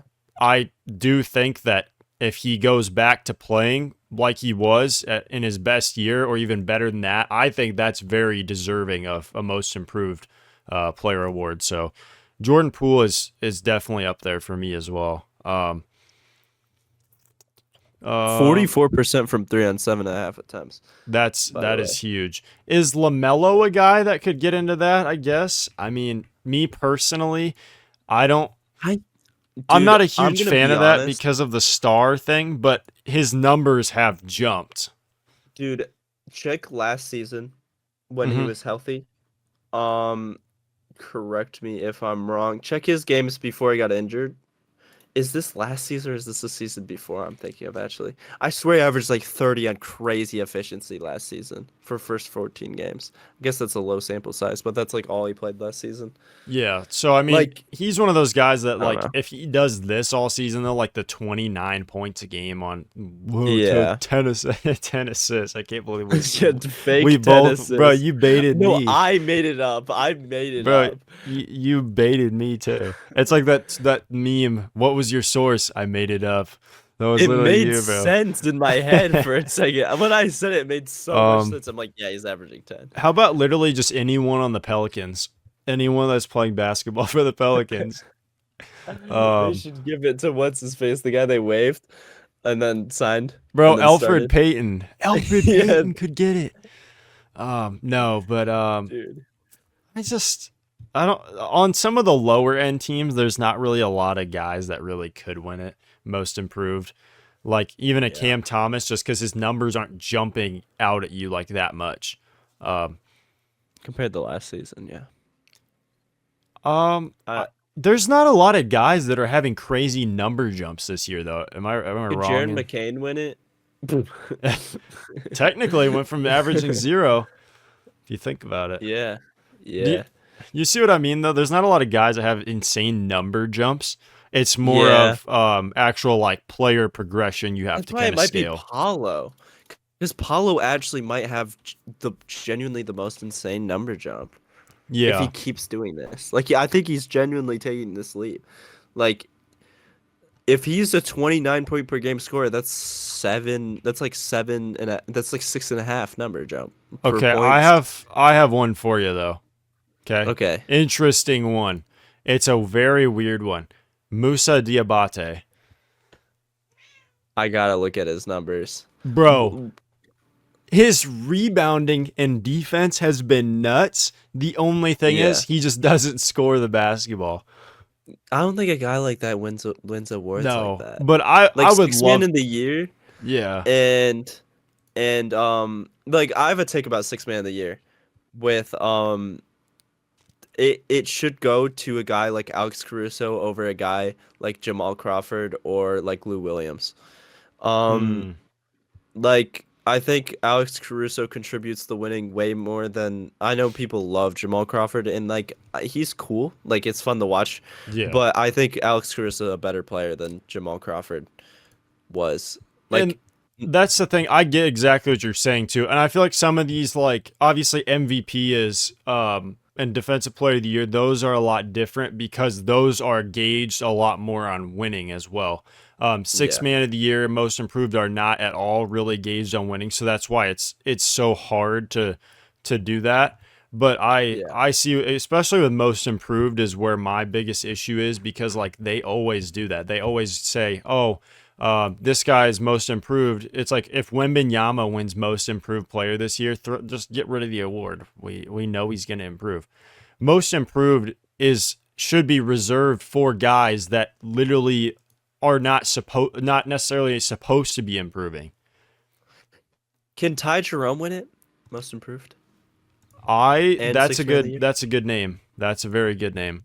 I know he just had a crazy I yeah, feel like he's six man of the year right now.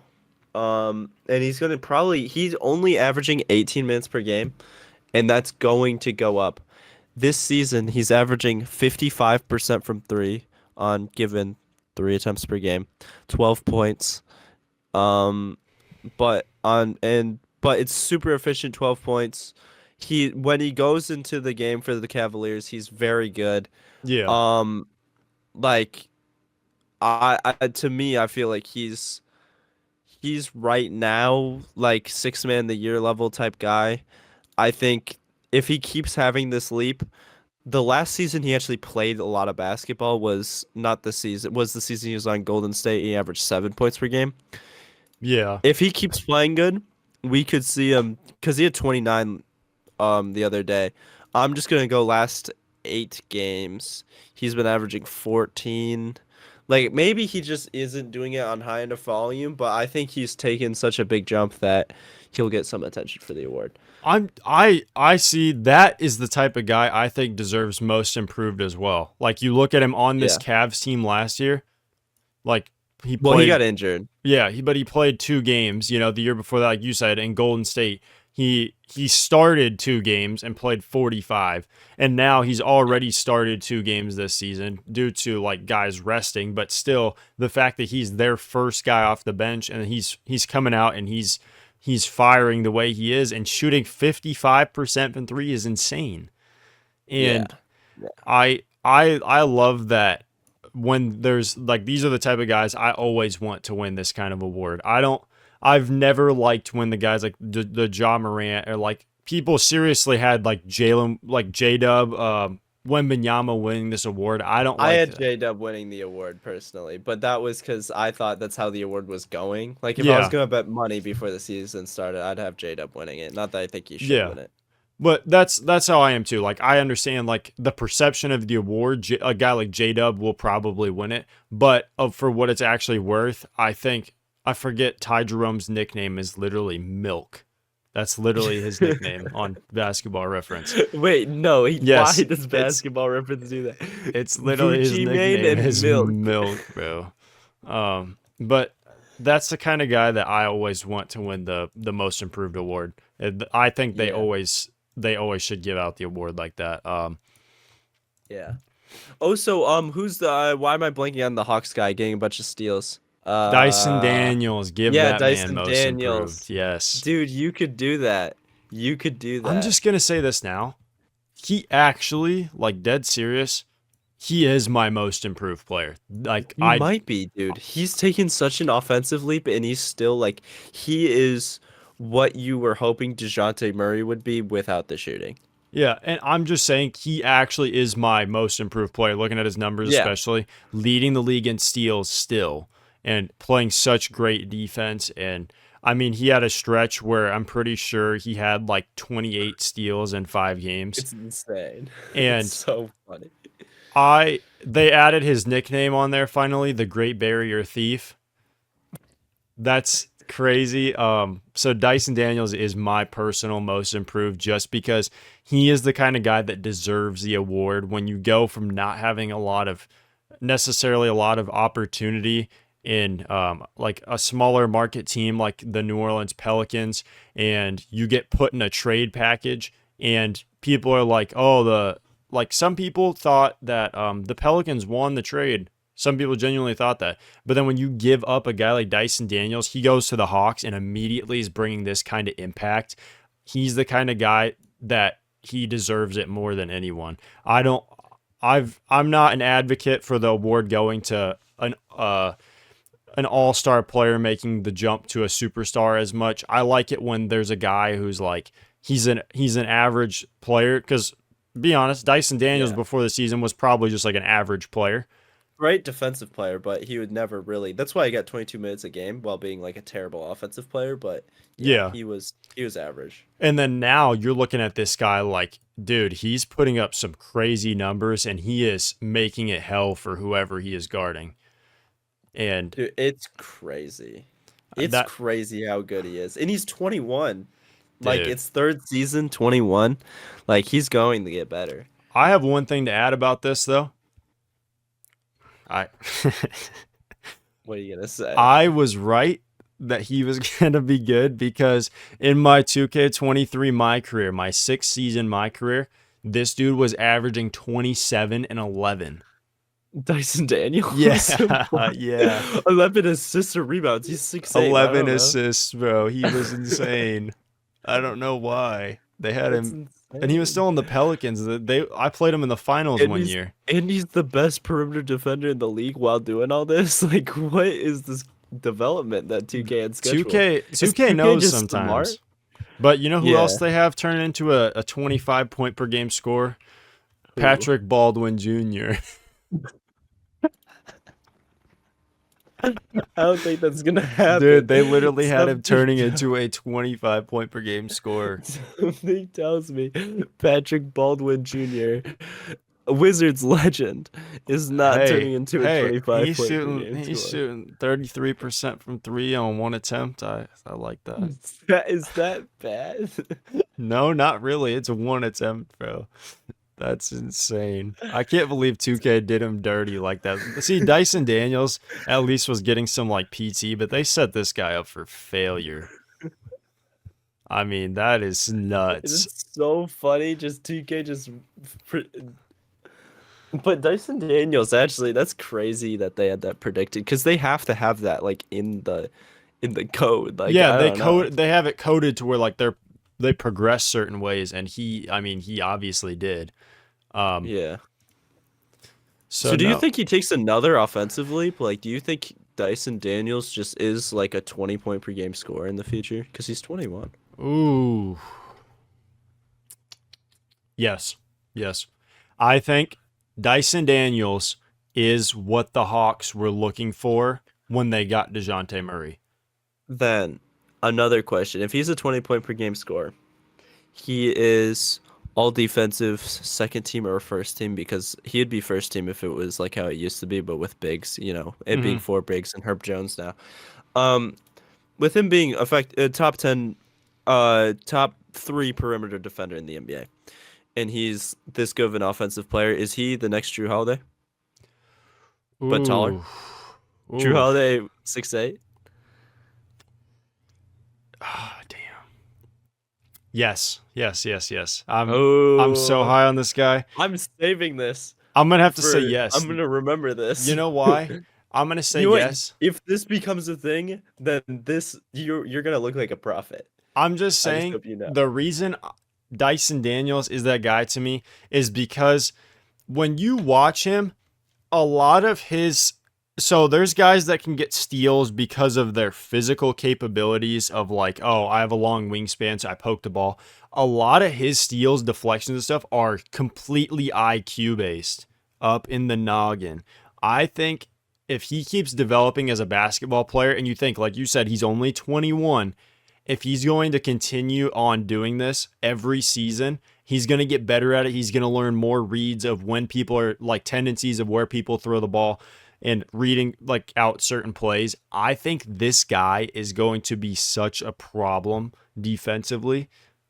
I'm not saying he's going to be the exact mold of a Drew Holiday because of like his build's different and some of the Yeah. ways he plays, the way he plays defense and approaches guarding players is a little bit different.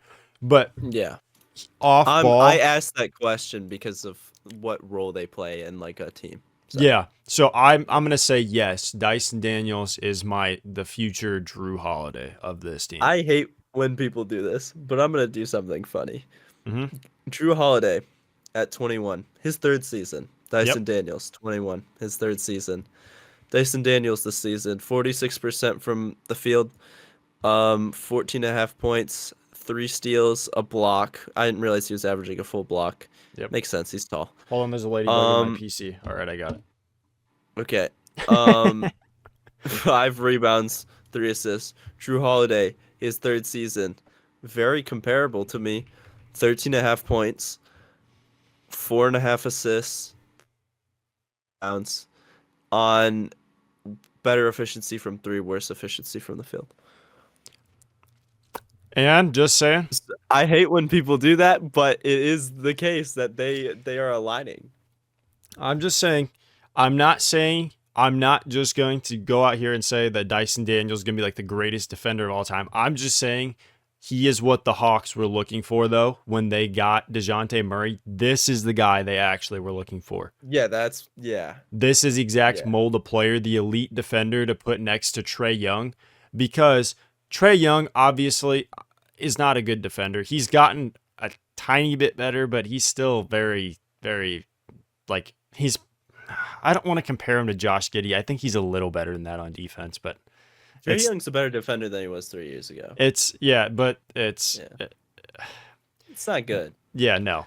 There's times where he'll just like some dude just blow by him, and I swear it's like his legs just shut off. He just goes and just stands there, bro. He's a bit of a cone.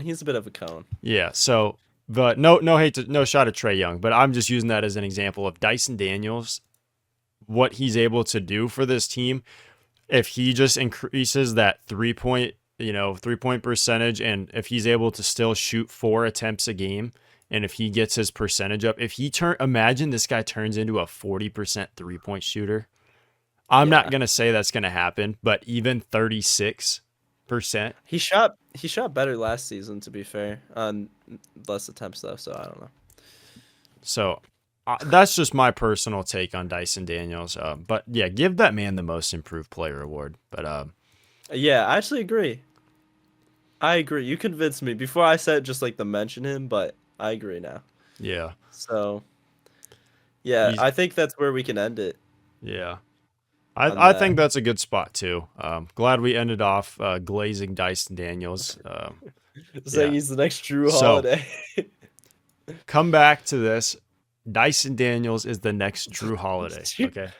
I'll say it again. Come back to this. Dyson Daniels is the next Jrue Holiday. Come back to me when he's one of the best perimeter defenders in the NBA year after year.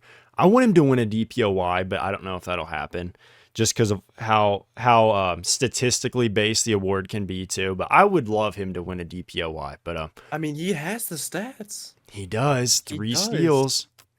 Has Jrue Holiday won a DPOY? No. How many shooting guards have won DPOI? Is it Michael Jordan? And Marcus Smart. No, but he's not a shooting guard. But Marcus Smart won the... Yeah, he's the only point guard. I know for sure Marcus Smart's the best. He shouldn't have won it. Robert Williams was a better defender on the same team. It's crazy, but... So nasty. I think that was Mikal Bridges' DPOI to win. Yeah, wasn't that the Suns' Mikal Bridges year? Yeah. That was his to win. But no, I do think that is a good spot to end it. So I appreciate everyone for tuning in, listening, for having Liam on the show. I almost just made a joke. I'll tell you later. But thank you for joining me today. And if you guys, especially, I'm just saying I like doing this with another person as well. It's a lot more fun, and I think a podcast like this it opens up so much more conversation because I'm not just asking questions to someone watching.